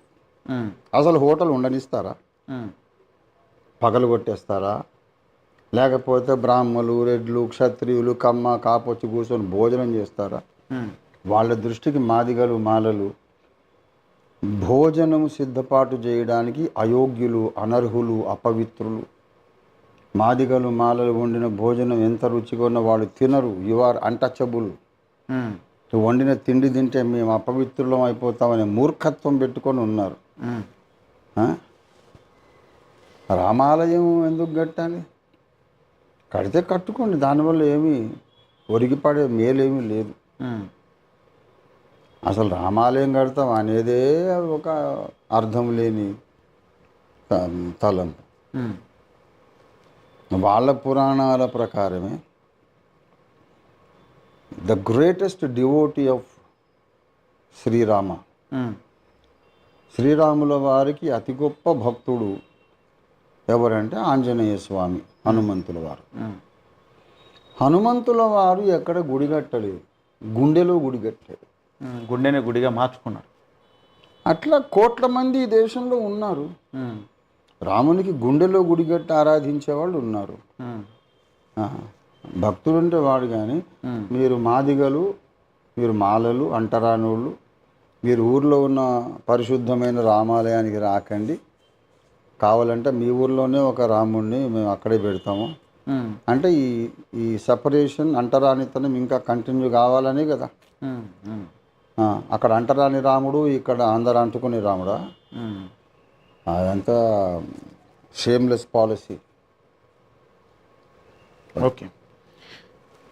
అంటే ఇప్పుడు కొన్ని వందల సంవత్సరాల క్రితము అసలు మీరు గుళ్ళోకే రావద్దు అని వెలివేసిన వారు ఇప్పుడు గుడే కట్టిస్తాము అని, ఇది కూడా సత్యదేవునికి వ్యతిరేకముగా ఖచ్చితముగా ఎవరు కూడా అటువైపు వెళ్ళకుండా చేసే ఒక ప్రయత్నముగానే అంతే చూడాలి. అంతే అంతే అంతే ఇంకేం లేదు.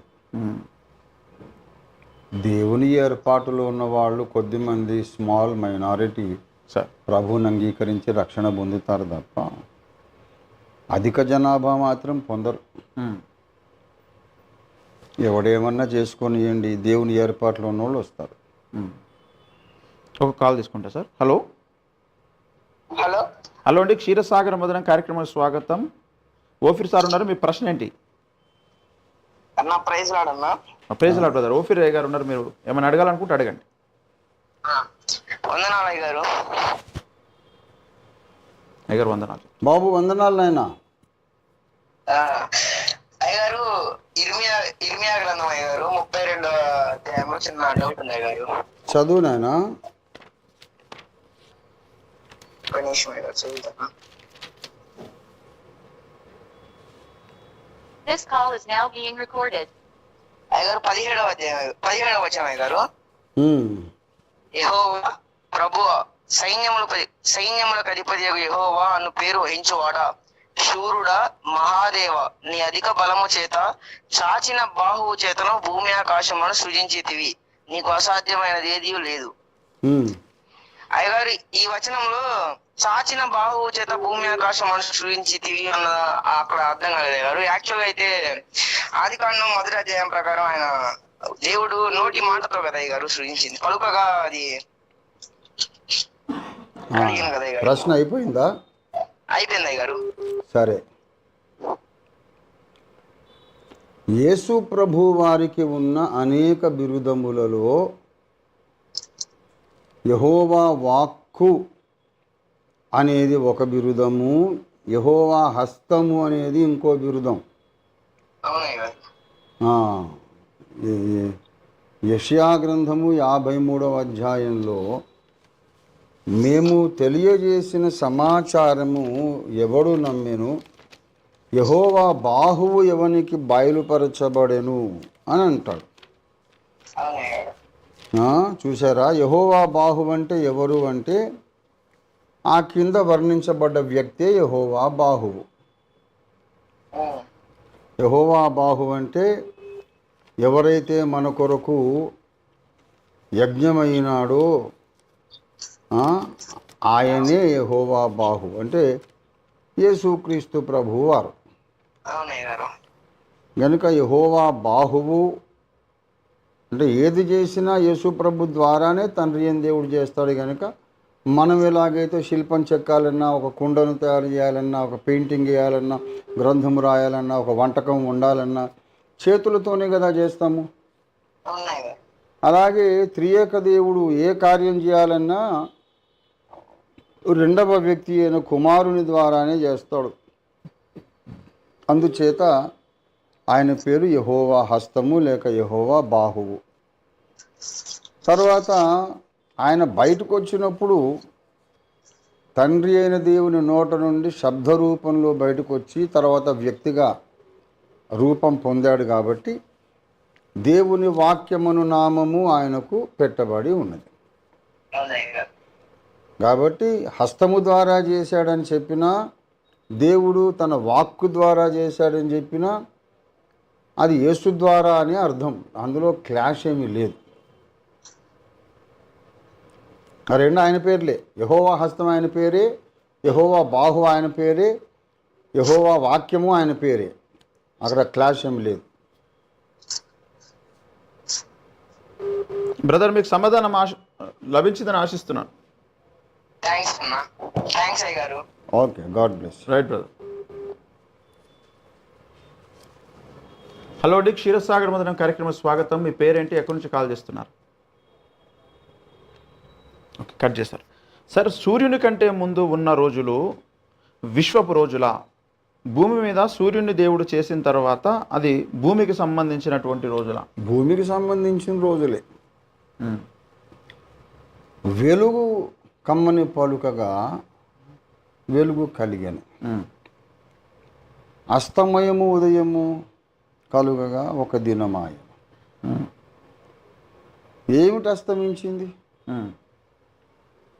ఏమిటి ఉదయించింది అంటే ఆ వెలుగే కనబడకుండా పోయింది, ఆ వెలుగే మళ్ళా ప్రత్యక్షమైంది. మొదట 3 రోజులు. ఇప్పుడు ప్రకృతి సిద్ధమైనటువంటి చీకటి వేరు.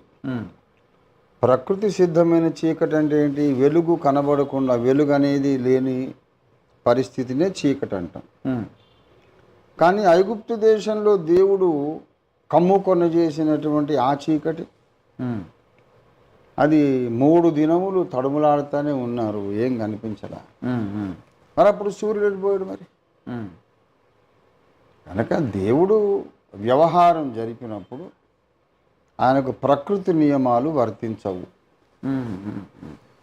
వెలుగు కలగమంటే కలిగింది, దానికి బల్బ్ ఎక్కడుంది, ఫిలమెంట్ ఎక్కడుంది, వైరింగ్ ఎక్కడుంది, బ్యాటరీ ఎక్కడుంది, జనరేటర్ ఎక్కడుంది అంటే ఏముండదు.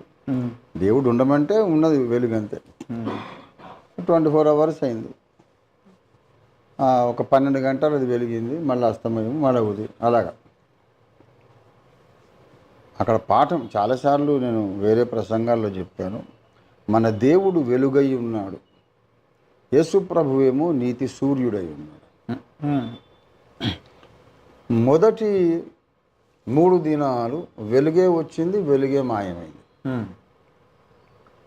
4వ దినాన సూర్యుడు ఈ భూమి మీద ఉదయించాడు, ఈ వెలుగు వెళ్ళి ఆ సూర్యుడిలో లీనమైపోయింది.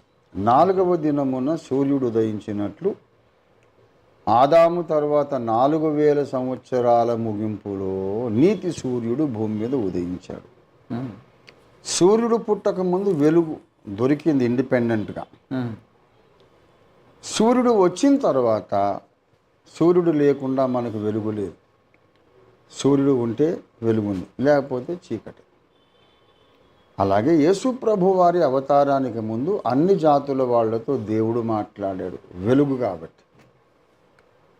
కానీ నీతి సూర్యుడిగా యేసు ప్రభు వారు ప్రత్యక్షమైనాక ఇప్పుడు యేసుకు వేరుగా ఎక్కడ వెలుగు లేదు, నా ద్వారా తప్ప తండ్రి వద్దకు రాలేరని చెప్పేశాడు. ఆ సాదృశ్యం కొరకు అక్కడ 4వ దినాన సూర్యుడిని చేశాడు. మొదటి దినమునే సూర్యుని చేయవచ్చు, కానీ సూర్యుడు ఈ భూలోకానికి ప్రత్యక్షం కావడానికి 4000 ఏళ్ళు పడుతుంది కనుక 4వ దినం చేయాలి. అంతకుముందంతా వితౌట్ సన్ ఓన్లీ లైట్. ఇప్పుడు సూర్యుడు వచ్చిన తర్వాత లైట్ పోయి ఆయనలో లీనం అయిపోయింది. అంతకుముందు దేవుడు అన్ని జాతులతో మాట్లాడాడు, వేదాలలో, చైనా దేశంలో, అక్కడక్కడ మొత్తం మెసపటేమియాలో, జెండవెస్తలో, అన్ని దేశాల మత గ్రంథాల్లో దేవుడు తన్ను గురించి రాయించాడు. అది సూర్యుని ద్వారా కాకుండా డైరెక్ట్గా వెలుగు రావడం. బిఫోర్ క్రైస్ట్ ఉన్నటువంటి మత గ్రంథాల్లోని ప్రవచనాలు ఏంటంటే సూర్యుని సహకారం లేకుండా డైరెక్ట్గా వెలుగే రావడం ఆ గ్రంథాల్లో ప్రవచనాలు. అప్పటి ప్రవక్తలకు రక్షణ సంకల్పం బయలుపడడం, డైరెక్ట్గా వెలుగు రావడం. అలాగే వెలుగు పొందిన వాళ్ళలో బిలాము ఒకడు.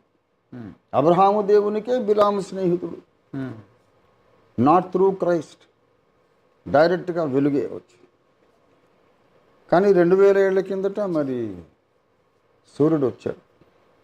అప్పుడు బిలాములాగా, అంతకుముందు ఉండే హిందూ యోగులలాగా, భారతీయ స్వాములలాగా ఇప్పుడు నేను కూడా డైరెక్ట్గా వెళ్తానంటే ఇప్పుడు కుదరదు. యేసయ్య వచ్చాడు కనుక ఓన్లీ త్రూ జీసస్.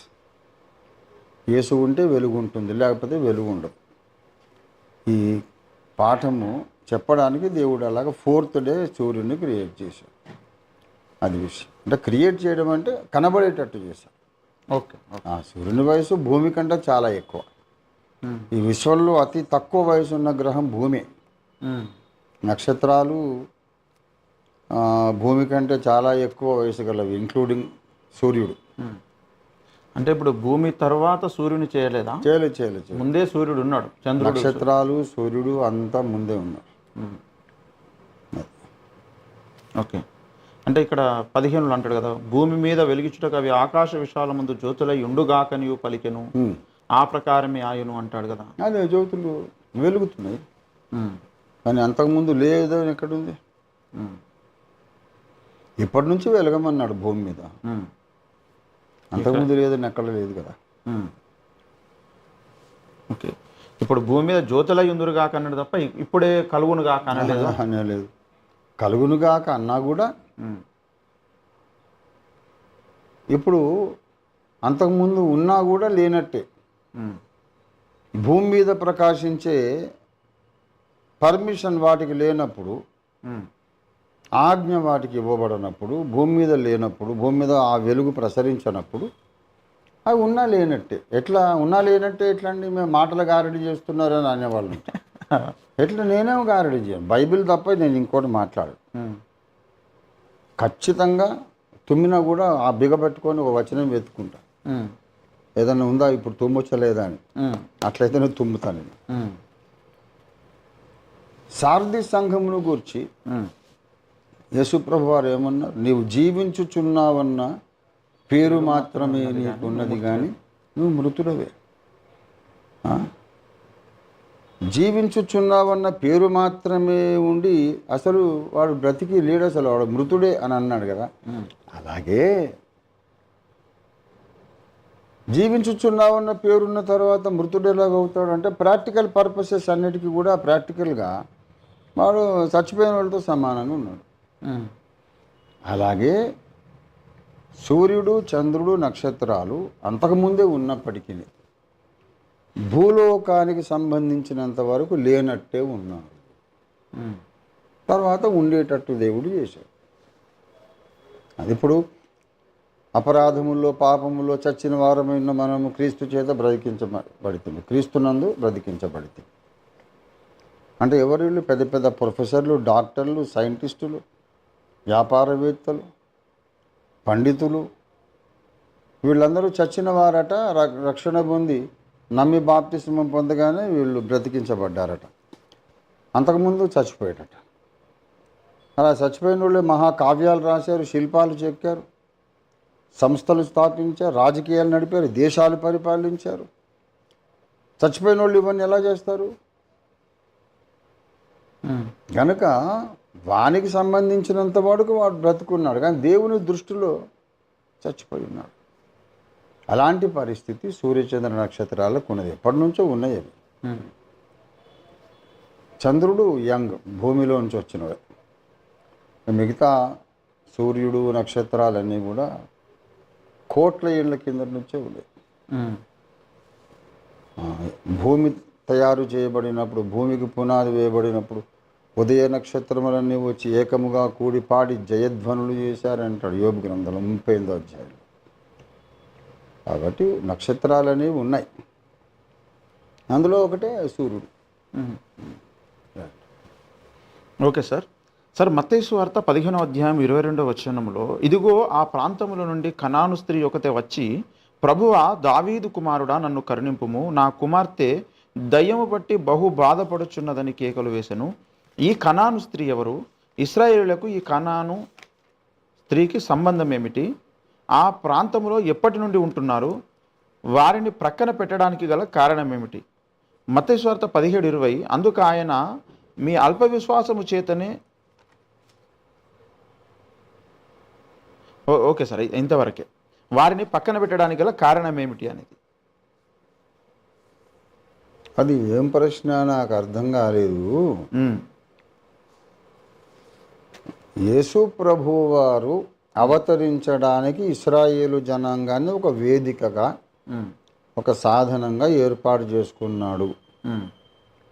వాళ్ళు ఆయన యొక్క ఎన్నిక చేయబడిన, ప్రత్యేకించబడిన దేవుని స్వంత జనాంగము ఇశ్రాయేలీయులు.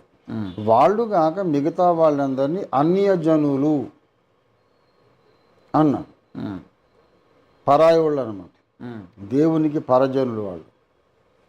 అంటే అందరినీ రక్షించడానికి ఈ చిన్న జనాంగాన్ని దేవుడు ఏర్పాటు చేసుకున్నాడు. కనుక రక్షణ యజ్ఞము జరిగిన తరువాత అందరూ రండర్రా, అందరికీ సువార్త ప్రకటించండి, రక్షణ పొందమని పిలుపు స్టార్ట్ చేశారు. అందరూ దేవునితో సమాధాన పడడానికి ఇంకా యజ్ఞము జరగలేదు. అందరూ వేరు వేరు కల్పిత దైవాలను, ఊహాజనిత పాత్రలను ఆరాధించుకుంటూ ఉన్నారు. అరే వాళ్ళందరూ చేయలేదురా, భూమిని చేయలేదు, నిన్ను కూడా చేయలేదు, నేను కదా చేశాను అంటున్నాడు దేవుడు. కాబట్టి వాళ్ళకందరికీ నిజమైన సృష్టికర్త తెలియదు కనుక వాళ్ళు దేవునికి దూరస్తులు. నిజమైన సృష్టికర్త, మట్టితో మొదటి మానవుణ్ణి చేసిన వాడు ఇజ్రాయేల్కు తెలుసు, వాళ్ళ మూల పురుషుడు అబ్రహాం ద్వారా. కాబట్టి ఇప్పుడు కనానును ఎందుకు పక్కన పెట్టాడంటే, మరి ఆమె వేరే దేవతలను, భూమిని చేయని దేవుళ్ళను, మానవ సృష్టి జరపని దేవుణ్ణి, రక్షణ సంకల్పం చేయని దేవుణ్ణి, కల్పిత దేవుణ్ణి ఎవరిని ఆరాధించుకుంటూ వస్తే మరి పక్కన పెట్టరా? అది నా కొడుకున్నాడు అనుకోండి, నా కొడుకు వచ్చేసి నాకు సహాయం చేయని చెప్పి వచ్చి నా పక్కింటోనో ఎదురింటోనో డాడీ డాడీ అని పిలుస్తుంటే నాకు ఒళ్ళు మండదా? వేరే నువ్వు నాకు పుట్టి వాణ్ణి డాడీ అంటే వింటరా, పోనీ డాడీ అయితే వాణ్ణి అడుక్కోపో, నేను ఎందుకు ఇవ్వాలి నీకు, ఎందుకు సహాయం చేయాలని అన్నాడు ఎవడైనా అంటారు. ఊర్లో వాళ్ళందరినీ డాడీ అని పిలుస్తాను నిన్ను తప్ప, కానీ నువ్వే నాకు ₹1,00,000 ఇవ్వాలా అని అంటే ఎవడైనా ఇస్తాడా? ముందు నీ డాడీ ఎవడో తెలుసుకోపోరా, తర్వాత ₹1,00,000 ఆలోచన చేద్దాం అంటాం. అది సృష్టికర్త ఒకడున్నాడు, సృష్టికర్తలు కాని వాళ్ళు అనేక శక్తులు, అనేక మంది దేవతలని పిలువబడుతున్నారు. This is the current situation. జన్మనిచ్చిన తల్లి తండ్రి ఒకరున్నారు, మనుషులు వాళ్ళను తప్ప ప్రపంచంలో అందరినీ మమ్మీ డాడీని పిలుస్తున్నారు, జన్మనిచ్చినని తప్ప. సరే నన్ను ఎప్పుడు తెలుసుకుంటారో అప్పుడు నా దగ్గరికి రండి, నేను మేలు చేస్తాను అంటాడు. మరి పక్కన పెట్టకపోతే ఎలాగ మరి? ఓకే సార్, మత్తయి సువార్త 17వ అధ్యాయం 20వ వచనంలో, అందుకు ఆయన, మీ అల్ప విశ్వాసము చేతనే మీకు ఆవగింజంత విశ్వాసం ఉండిన ఎడల ఈ కొండను చూచి ఇక్కడ నుండి అక్కడికి పొమ్మనగానే అది పోవును అని రాయబడింది. ఆవగింజంత విశ్వాసం ఉన్నదో లేదో ఎవరికి వారు ఎలా తెలుసుకోవచ్చు? ఆ కొండ దగ్గరకు పోవాలి. ఓకే, ఈ కొండ అన్నాడు. అదేది యాదగిరి గుట్ట కాదు, మరి భువనగిరి గుట్ట కాదు, అది హిమాలయ పర్వతాలు కాదు, ఏ గుట్ట, ఒక కొండను ఫలానా కొండను చూపెట్టి అన్నాడు. ఈ కొండ, ఏదైనా ఒక కొండను చూసి అనలేదు. ఆ కొండ, ఆ కొండ మామూలు కొండ కాదు. జకరియా గ్రంథము 4వ అధ్యాయం, జకరియా 4:7లో అక్కడ ఒక కొండ ఉన్నది. జకరియా 4:7, గొప్ప పర్వతమా, 4:7 సార్. జెరుబ్బాబెలునకు ప్రత్యక్షమగు యెహోవా వాక్కు ఇదే, శక్తి చేతనైనను బలము చేతనైనను కాక నా ఆత్మ చేతనే ఇది జరుగునని సైన్యములకు అధిపతి యెహోవా సెలవిచ్చెను. గొప్ప పర్వతమా, జెరుబ్బాబెలును అడ్డగించుటకు నీవు ఏమాత్రపు దానవు, నీవు చదును భూమి వగుదువు, కృప కలుగును గాక అని జనులు కేకలు వేయగా. జెరుబ్బాబెలు అంటే ఎవడంటే ఆలయ నిర్మాణకుడు. ఆలయం అంటే సంఘము. ఈ కొత్త నిబంధన యుగములో ఆలయం, సంఘమే ఆలయం. ఈ సంఘ నిర్మాణకులు దేంతో కడతారు? బ్రతుకున్న రాళ్లతో కడతారు. సజీవ రాళ్ళంటే విశ్వాసులు. బ్రతుకున్న రాళ్లతో కట్టే ఈ జెరుబ్బాబెలు, సంఘ నిర్మాణకులందరూ జెరుబ్బాబెలులే. ఓకే, సంఘములను కట్టగోరుతున్న వాళ్ళని ఎదిరించే ఒక పర్వతం ఉన్నది. అది రాళ్లతో ఉన్న కొండ కాదు, దాని పేరు నాశన పర్వతం. ఇర్మియా గ్రంథం 51:25లో ఇలాగూ రాయబడింది. చదవండి, అద్భుతమైన వచనం అది. సర్వభూమిని నశింపజేయు నాశన పర్వతమా, నేను నీకు విరోధిని. అది ఇదే ఒక యెహోవా. పర్వతం ఉన్నది, అది ఏం చేస్తుందంటే సర్వభూమిని నశింపజేస్తుందట. అంటే అన్ని జాతుల వాళ్ళను, అన్ని భాషల వాళ్ళను నరకానికి తీసుకెళ్తుంది. ఆ పర్వతం పేరే నాశన పర్వతం. అంటే లూసిఫర్ వాడు, సాతాన్ వాడు జెరుబ్బాబెలుకి ఎదురుగా వచ్చి నిలబడ్డాడు. నువ్వెలా కడతావో చూస్తాను యెరూషలేము దేవాలయం, నువ్వు కట్టడానికి వీల్లేదు, నేను అడ్డుకుంటాను, అడ్డగిస్తాను, ఆపేస్తాను ఈ పని అని. దేవుడు అన్నాడు, ఒరే ఆఫ్టర్ ఆల్ నువ్వు ఏ పాటి అడుగురా, నువ్వు ఆపడం ఏంటి, నువ్వు చదును భూమి అయిపోతావు అంటే. వాడు సాతాను, వాడే ఇప్పుడు అసలైన జెరుబ్బాబెలు యేసయ్య కదా. మరి యేసు ప్రభు వారు అసలైన జెరుబ్బాబెలు అని మనకు ఎలా తెలుస్తుంది అంటే, మీరు చెప్పింది నాకు 17వ వచనం, 17వ అధ్యాయం, 17వ మత్తయి 17వ అధ్యాయం. అంతకుముందు 16 అధ్యాయంలో మీరు చూస్తే, ఈ బండ మీద నేను నా సంఘమును కట్టుదును అన్నాడు. 16 అధ్యాయం మత్తయి 18. మరియు నీవు పేతురువు, ఈ బండ మీద నా సంఘమును కట్టుదును, పాతాళలోక ద్వారములు దాని ఎదుట నేరవని నేను నీతో చెప్పుచున్నా. కనుక అసలైన సంఘ నిర్మాణకుడు యేసు ప్రభు వారు. ఆయన ముందుకొచ్చి నిలబడ్డాడు వీడు. ఎవడు? ఇర్మియా 51:25లో ఉన్నటువంటి నాశన పర్వతం. నువ్వు ఎట్లా సంఘం కడతావో చూస్తానని వాడు వచ్చి నిలబడ్డాడు. అప్పుడు వాడిని చూపెట్టి అన్నాడు అనమాట, ఈ పర్వతమును చూచి నువ్వు ఎత్తబడి సముద్రంలో పడవేయబడుము అని మీరు ఎవరైనా చెప్తే ఆడు వెళ్ళిపోయి అందులో సముద్రంలో పడతాడు అని చెప్పాడనమాట. ఓకే, కాబట్టి మనము ఇక సరదాకు ఇక ఇట్లా అన్నాడు కదా యేసయ్య, ఈ పర్వతాన్ని మీరు ఆజ్ఞాపిస్తే కొండలు పోయి అన్ని సముద్రంలో పడతాయని. మనందరం పోయి హిమాలయ పర్వతాల దగ్గర పోయి మీరందరూ సముద్రంలో పడమంటే, ఇప్పుడు దేశంలో ప్రపంచంలో కొండలన్నీ సముద్రంలో పడతా ఉంటే భూలోకమే మళ్ళీ మునిగిపోద్ది, మళ్ళీ నీళ్ళు వచ్చేస్తాయి, మానవ జాతి నాశనం అయిపోతుంది. చూద్దాం, మీరు పోయి హిమాలయ పర్వతాలు యూఫ్రటీస్ నదిలో, ఆర్కిటిక్ మహాసముద్రంలో పడునుగాక అని అంటే, ఇంకొకడు వచ్చి లేదు అట్లెందుకు అవన్నీ పోయి హిందూ మహాసముద్రంలో పడునుగాక, ఇంకొకడు వచ్చే కాదు పసిఫిక్ మహాసముద్రంలో పడునుగాక అని అంటూ ఉంటే లోకమంతా అల్లకల్లోలం అయిపోతుంది. కాబట్టి కొండలను ఉన్నవాటిని దేవుడు పెట్టాడు, అవి అక్కడ ఉండాలి. నైసర్గిక సమతౌల్యం కొరకు, ఎన్విరాన్మెంటల్ బ్యాలెన్స్ కొరకు ఈ కొండలు అక్కడ, అసలు హిమాలయాలు లేకపోతే ఇండియా ఉండదు. కాబట్టి ఉండాలి కొండలు, ఏవి ఎక్కడ ఉండాలి, వింధ్య పర్వతాలు, అక్కడ ఆల్ప్స్ పర్వతాలు, ఏ పర్వతం ఎక్కడ ఉండాలో అక్కడ ఉండాలి. వాటిని మనం సముద్రంలో పడేస్తే మనకు వచ్చే లాభం లేదు, అసలు మన నష్టం ఎక్కువ.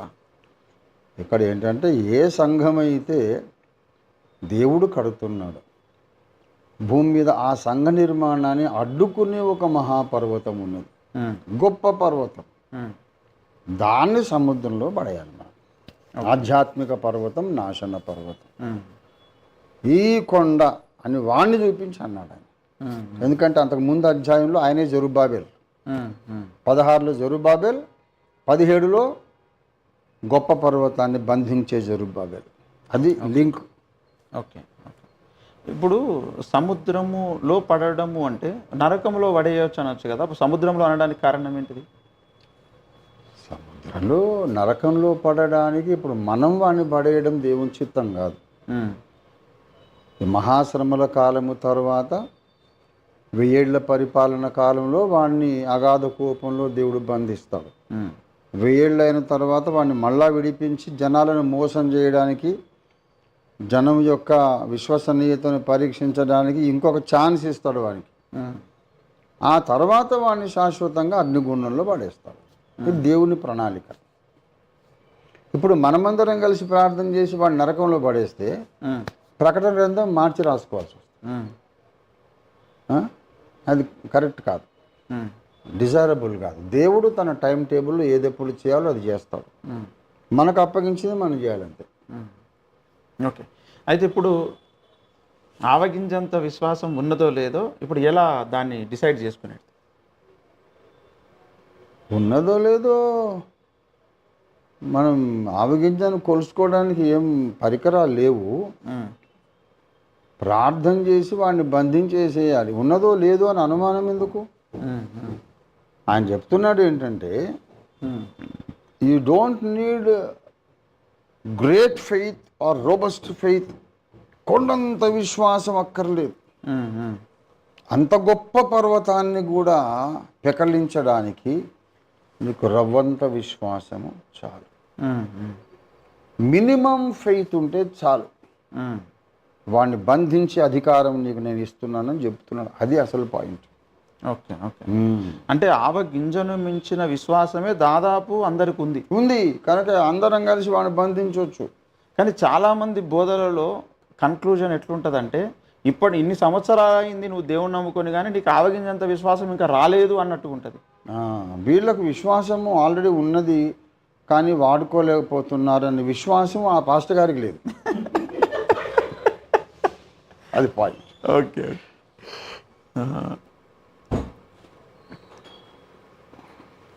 మరొక ప్రశ్న సార్, సన్హెడ్రిన్ సభ అది ఎప్పుడు ప్రారంభమైంది? ఇది ఎప్పుడు ప్రారంభమైంది? ఎవరు దీన్ని ఆరంభించారు? దానికి కరెక్ట్ డేటు అనేది మనకు తెలియదు. కానీ ఇశ్రాయేలీయులు అన్య జనాంగముల చేత పరిపాలించబడుతున్న సమయంలో సమాజ మందిరాలు అనే కల్చరు ప్రారంభమైంది. సమాజ మందిరాలు అనే కల్చరు మొదటి నుండి ధర్మశాస్త్రంలో లేదు.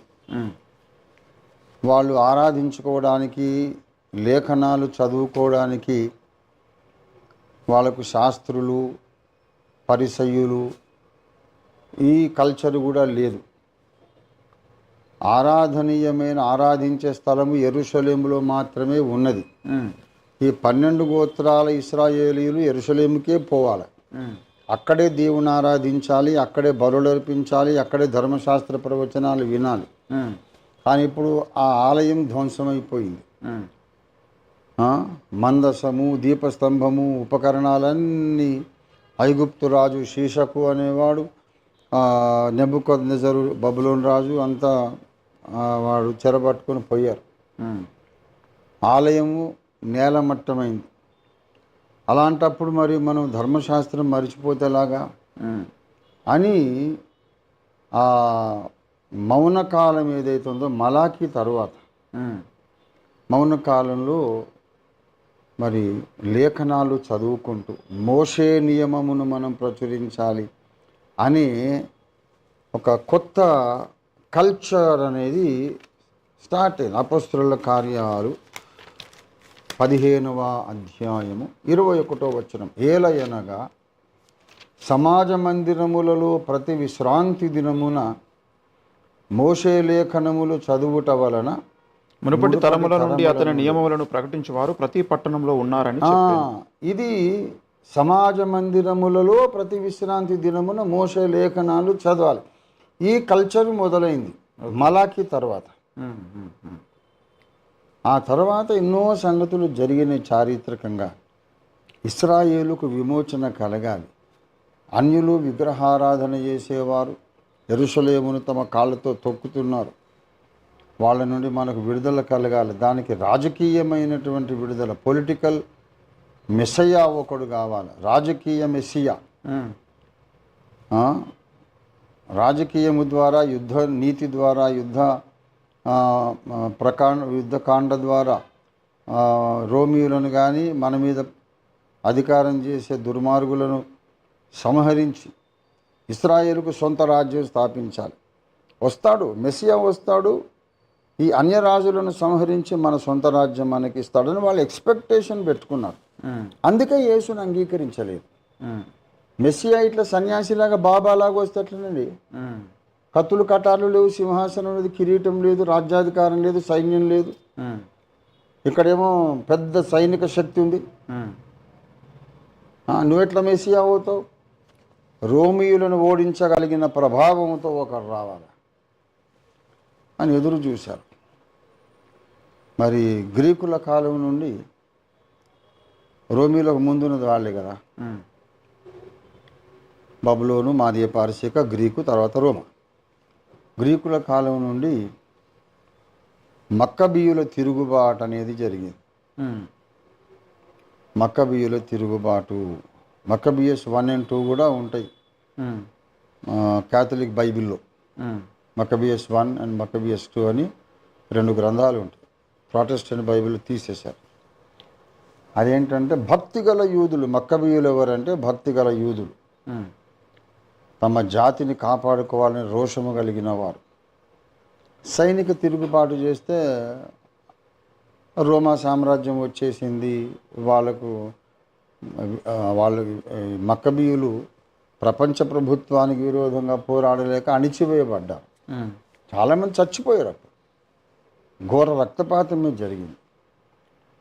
ఇలాగా మౌనకాలం అంటాం కదా, మలాఖీ నుండి మత్తయి వరకు 400 సంవత్సరాలు మౌనకాలం. నో ప్రవక్తలు లేరప్పుడు. అప్పటి పరిస్థితిలో మరి మనలను మనము గవర్న్ చేసుకోవడానికి యెరూషలేం దేవాలయం లేదు కాబట్టి ఊరూరా సమాజ మందిరాలు, ధర్మశాస్త్ర పఠనం మనం చేసుకోవాలి అని ఎట్లా మొదలు పెట్టుకున్నారో, మరి మనకంటూ దావీదు వంటి రాజు లేడు. ఇప్పుడు ఏలే వీళ్ళందరూ కూడా విగ్రహారాధకులు. మనకంటూ ఒక మంచి రాజ్య పరిపాలన వ్యవస్థ ఏర్పడేదాకా మంచి భక్తిపరులు, ధర్మశాస్త్రం ఎరిగిన వాళ్ళతో మనలోని వివాదాలు పరిష్కరించడానికి ఒక కౌన్సిల్ కూడా ఏర్పాటు చేయాలి అని ఆ మౌన కాలములో ఏర్పడింది సన్హెద్రిన్ మహాసభ. అది సన్హెద్రిన్ మహాసభ అనేది యూదుల యొక్క అత్యున్నత కౌన్సిల్. ఎందుకంటే కింగ్ లేడు, ఉన్నోడేమో విగ్రహారాధకుడు. మరి మనకు వివాదాలు ఎట్లా పరిష్కారం కావాలని ఆ మౌనకాలం, ఈ సమాజ మందిరం కల్చర్తో పాటు సన్హెద్రిన్ కల్చర్ కూడా వచ్చింది. That is the point. Okay, అంటే ఇప్పుడు సమాజ మందిరం నడిపించేది ఎవరు? సన్హెద్రిన్ నడిపించేది ఎవరు? ఎక్కడికెక్కడి నాయకులు ఉంటారు.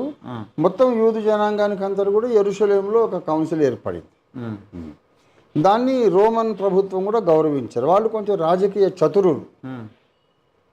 మీ కౌన్సిల్ని మీరు గౌరవంగా మీరు కొనసాగించుకోండి, మా ప్రతినిధి కూడా ఒకరిని పెడతాం అని. అన్న అనేవాడు అహరోను వంశీకుడు. ఓకే, ప్రధాన యాజకుడు ఉంటుండగా అతను కూడా సన్హెద్రిన్ సభ్యుడే. అన్న ఉండని అహరోను వారసుడు. మేము కూడా మా ప్రతినిధిని ఒకరిని పెడతామని కయపా అనేవాడిని పెట్టాడు. ఇతను రోమన్ చక్రవర్తికి రిపోర్ట్ చేయాలి. అన్నా కయపా ప్రధాన యాజకులుగా ఉన్నప్పుడు దేవుని వాక్యము యోహాను కరణ్యములో వచ్చారు. ఇద్దరు ఎట్లా ఉంటారు ప్రధాన యాజకులు? ఏనాడు లేరే. ఇద్దరు ఎట్లా ఉంటారు? ఒకడేమో అహరోను వారసుడు, ఇంకొకడేమో రోమా ప్రభుత్వ ప్రతినిధి. అలాగా ఈ కౌన్సిల్ను నడవనిచ్చారు వాళ్ళు. కానీ దాంట్లో కూడా ఒకరిని వాళ్ళు ఇన్ఫార్మర్ అనేటువంటి పెట్టుకున్నారు. ఓకే ఓకే సార్, ఒక కాల్ తీసుకుంటా సార్. హలో హలో అండి, క్షీరసాగర మదనం కార్యక్రమానికి స్వాగతం. మీ పేరేంటి, ఎక్కడి నుంచి కాల్ చేస్తున్నారు? మీ మాట వినబడడం లేదు, కొంచెం మొబైల్ దగ్గర పెట్టుకొని మాట్లాడండి. చెప్పండి, మీ పేరేంటి? ఓకే, మీ ప్రశ్న ఏంటి? ఆఫీసర్ ఉన్నారు, అడగండి. వందనాలండి. వందనాలు బ్రదర్. అయ్యారు, నాది డౌట్ ఏంటంటే బైబిల్ నుంచి కాదు, కాకపోతే బైబిల్ కి కొంచెం రిలేటెడ్. ఏంటిదంటే ఒకటి వాగ్దానం ఉంటుంది కదా, అంటే దేవుడు మనకు ఆరోగ్యాన్ని మన రోగములను భరించాను అని చెప్పి అనేది ఒక వాగ్దానం అనేది ఉన్నది కదా. అయితే మనము రోగముల గురించి మనం ప్రార్థిస్తుంటాం కదా, స్వస్థత కోసము. అయితే మామూలుగా ఇప్పుడు హెల్త్ ఇన్సూరెన్స్ తీసుకుంటారు కదా అయ్య గారు, ఆ, ఏదైనా రోగం వచ్చినప్పుడు. కాబట్టి ఆ హెల్త్ ఇన్సూరెన్స్ తీసుకోవడం వల్ల మనం దేవుని మీద ఆధారపడకుండా ఈ ఇన్సూరెన్స్ మీద ఆధారపడినట్టు అవుతుందా ఏమన్నా? మన రోగములను వహించిన దేవుడే మన ఆరోగ్యములను కాపాడడానికి, అనారోగ్య స్థితిలో సహాయం చేయడానికి ప్రభుత్వాలకు జ్ఞానం ఇచ్చి హెల్త్ ఇన్సూరెన్స్ ఆయన ఆ దేవుడే దాన్ని కూడా ఏర్పాటు చేశాడు. హెల్త్ ఇన్సూరెన్స్ అనేది సైతాన్ చేసింది కాదు. ఓకే, ఆయన రాజులకు రాజను ఉంది కదా, అవును. రాజ్య పరిపాలన చేసే వాళ్ళు కూడా జ్ఞానం మన దేవుడే ఇస్తాడు. ఇప్పుడు మందులు ఉన్నాయి నాయన, మందులను వాడి స్వస్థత పొందుతున్నాం కదా. అవునయ్య గారు. ఎందుకంటే ఆ మందులు ప్రకృతిలోని వనమూలికలు, ప్రకృతిలో ఉన్నటువంటి ఆ చెట్లు చేమలు దాంట్లో నుండి తయారు చేసుకుంటారు కదా. అవును. గనక ఇండైరెక్ట్గా ప్రకృతిలోనిది కొన్ని రసాయనాలని మనం మందులుగా స్వీకరిస్తున్నాం. అట్లాగే ఇండైరెక్ట్గా మన ఆరోగ్యం గురించి ఒక ఏర్పాటు, ఒక సంరక్షణ, ఒక స్వస్థత కొరకు ఒక పరిష్కారం ఏర్పాటు చేసే మంచి పాలసీలు కూడా మన దేవుడు ఏర్పాటు చేసింది అని మనం దేవుని స్తుతించి ఈ ఇన్సూరెన్సులు పాలసీలన్నీ మనం తీసుకోవాలా. ఓకే. రైట్. అంటే తప్పు అంటే వాక్యం మీద ఆధారపడకుండా అవుతున్నదేమో అన్న ఏమి లేదు అట్లా వాక్యం బాబు, వాక్యం మీద ఆధారపడాలంటే నేను చెప్తున్నాను, అసలు మనం భోజనం మానేయాలి. ఎందుకంటే మనుషుడు మనుషుడు రొట్టె వలన మాత్రము జీవించడు కానీ దేవుని నోట నుండి వచ్చే ప్రతి మాట వలన జీవించునని అన్నాడు. అవునయ్య గారు. మోషే సీనాయి కొండ మీద 2 సార్లు 40 రోజులు అన్నం లేకుండా నీళ్లు లేకుండా బ్రతికాడు. గనుక వాక్యానుసారంగా మరి క్రైస్తవులందరూ అన్నం నీళ్లు మానేసి ఉండాలి, గొడవ వదిలిపోతుంది. మరి ఎందుకు అన్నం తింటున్నాము? మోషే దేవుడు మన దేవుడు కాదా? దేవుని శక్తి తక్కువైపోయిందా? దేవుని మీద మనకు నమ్మకం లేదా? మోషేది ఒకటి కట్టుకథని నమ్ముతున్నామా? మనం కూడా అన్నం నీళ్ళు లేకుండా ఉందాం? అలా కుదరదు కదా. భోజనం చేసి దీని ద్వారా బలపరచమని అడుగుతున్నాం. అట్లాగే మందు తీసుకొని, మెడిసిన్ తీసుకొని ఈ మెడిసిన్ ద్వారా నన్ను స్వస్థపరచమని అడుగుతున్నాం.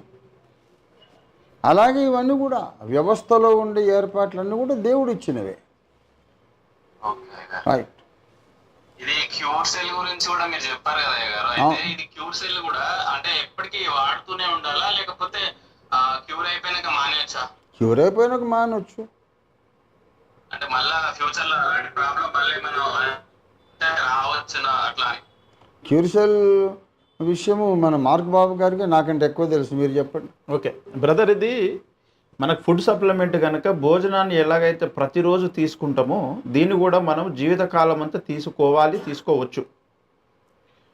ఒకటి అనారోగ్యంగా ఉన్నప్పుడు వాడుతాము ఆరోగ్యం కొరకు. అసలు అనారోగ్యం అనేది దరి చేరకూడదు అని అంటే దీన్ని రెగ్యులర్గా తీసుకోవాలి. అది బ్రదర్. ఇప్పుడు భోజనం ఎప్పటి వరకు తీసుకోవచ్చు, ఎప్పుడెప్పుడు తీసుకోకూడదు అనేది రూల్ లేదు కదా. ఇది కూడా అంతే, ఇది ఫుడ్ సప్లిమెంట్. అందుకే మనము తీసుకునే ఆహారములో మనకు కావలసినటువంటి పోషకాలు మనకు అందవి కనుక దానిని తీసుకోవడం చేత మనకు తగినన్ని న్యూట్రిషన్ వాల్యూస్ అనేటివి మనకు వస్తాయి కనుక జీవితకాలం అంతా తీసుకోవడం వల్ల అనారోగ్యం అనేది ఎప్పటికీ మన దరి చేరదు. అందుకే ఫుడ్ సప్లిమెంట్ అనేది అవసరం. అది క్యూర్సెల్ అనేది అద్భుతంగా పనిచేస్తుంది. ఒక సగటు మనిషికి అంటే మంత్లీ ఎంత పడొచ్చు బ్రదర్? సగటు మనిషి మంత్లీ డైలీ ఉంది కదా, మార్నింగ్ ఈవినింగ్ ఒక సాచెట్ తీసుకోవాలి. మార్నింగ్ ఒకటి, ఈవినింగ్ ఒకటి ఖచ్చితంగా తీసుకోవాలి. మంత్లీ ఒక మనిషికి అయ్యే ఖర్చు ఎంత అవుతుందని, మా సగటు మనిషికి మంత్లీ అయ్యే ఖర్చు మంత్లీ ఒక 7,000 అవుతుంది. ఓకే, 7,000 అవుతుంది.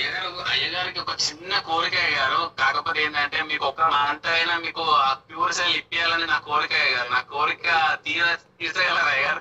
తప్పకుండా ఇప్పుడు ఒక 7,200 పంపించండి. ఒక మంత్లీ మీ ద్వారానే అయ్యగారు క్యూర్సెల్ వాడతారు. Thank you brother. Thank you so much. ఎందుకంటే ఈ రోజు నుంచే రేట్ చేంజ్ అయింది, 7,200 అయింది అందుకొరకు. ఓకే బ్రదర్, ఓకే అట్లీస్ట్ ఒక 1 month కన్నా ఇచ్చినా కొంచెం సంతృప్తి అనేది ఉంటుంది అయ్యగారికి. సంతోషం. నేను అయ్యగారి నంబర్ పెడతా, మీరు కానుక పంపించి ప్రార్థన చేయించుకోండి. థ్యాంక్ యూ నాయన, గాడ్ బ్లెస్. ఓకే అయ్యగారు, థ్యాంక్ యూ సో మచ్ అయ్యగారు. Right brother. Okay sir, thank you so much sir. ఇప్పటివరకు అనేక ప్రశ్నలకు సమాధానం దయచేసినందుకు ధన్యవాదాలు, కృతజ్ఞతలు సార్. మంచిదండి, ఈ యొక్క కార్యక్రమం మీకు ఆశీర్వాదకరంగా ఉందని ఆశిస్తూ ఉన్నాను. మరి చాలామంది మరి రకరకాల క్రానికల్ డిసీజెస్తో బాధపడుతున్నారు. అందులో నా తల్లిదండ్రులు ఉన్నారు, నా ఆత్మీయ గురువులు ఉన్నారు, ఎంతోమంది మా సంఘస్థులు ఉన్నారు, యథార్థవాది టీవీ ఫ్యామిలీస్ కూడా ఉన్నారు. మరి మీరు లక్షలు పెట్టడానికి సిద్ధంగా ఉంటే కూడా కొన్ని డిసీజెస్కి డాక్టర్స్ సిద్ధంగా లేరు సర్జరీస్ చేయడానికి. కొంతమంది సర్జరీ చేయించుకోవాలనుకుంటే డబ్బులు లేవు.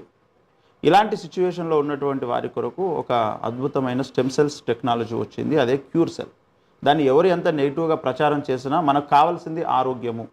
ఈనాడు కొంతమంది ప్రచారం చేస్తున్నారు, కొందరు భోజనం చేయొద్దు అంటున్నారు, అన్నం తినొద్దు, కొందరు రొట్టె తినొద్దు అంటున్నారు, కొందరు చిరుధాన్యాలే తినాలంటున్నారు, లేదు కొందరు ఆకులు అలాలే తినాలంటున్నారు. ఎవరికి నచ్చింది వారు చెప్తున్నారు. అన్ని మంచివే, తగినంత తీసుకుంటే. అయితే స్టెమ్ సెల్స్ టెక్నాలజీకి సంబంధించింది అయితే ఎవరు దీనికి పోటీ లేరు, ఎవరు చెప్పలేదు. మనకు ఆరోగ్యం కావాలి, ఆలోచించి సరైన నిర్ణయం తీసుకోవడం అవసరం. మరి మేమైతే ఒక నిర్ణయం తీసుకోవడం జరిగింది.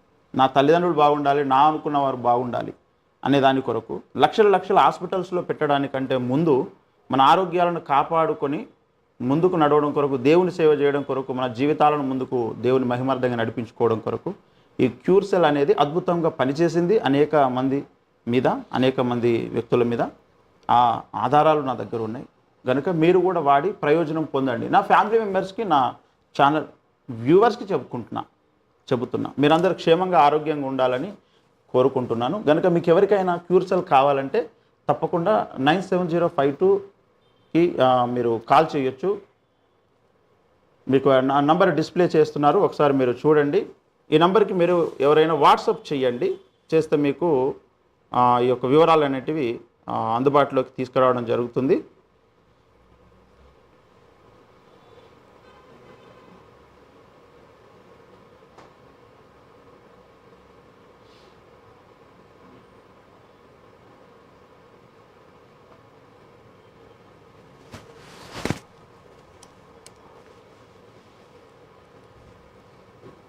ఓకే, మంచిది. ఈ నెంబర్ ఒకసారి డిస్ప్లే చేస్తారు, అది మీరు అందరూ కూడా గుర్తుపెట్టుకొని వాట్సాప్ చేయండి మీకు ఎవరికైనా కావాల్సి ఉంటే.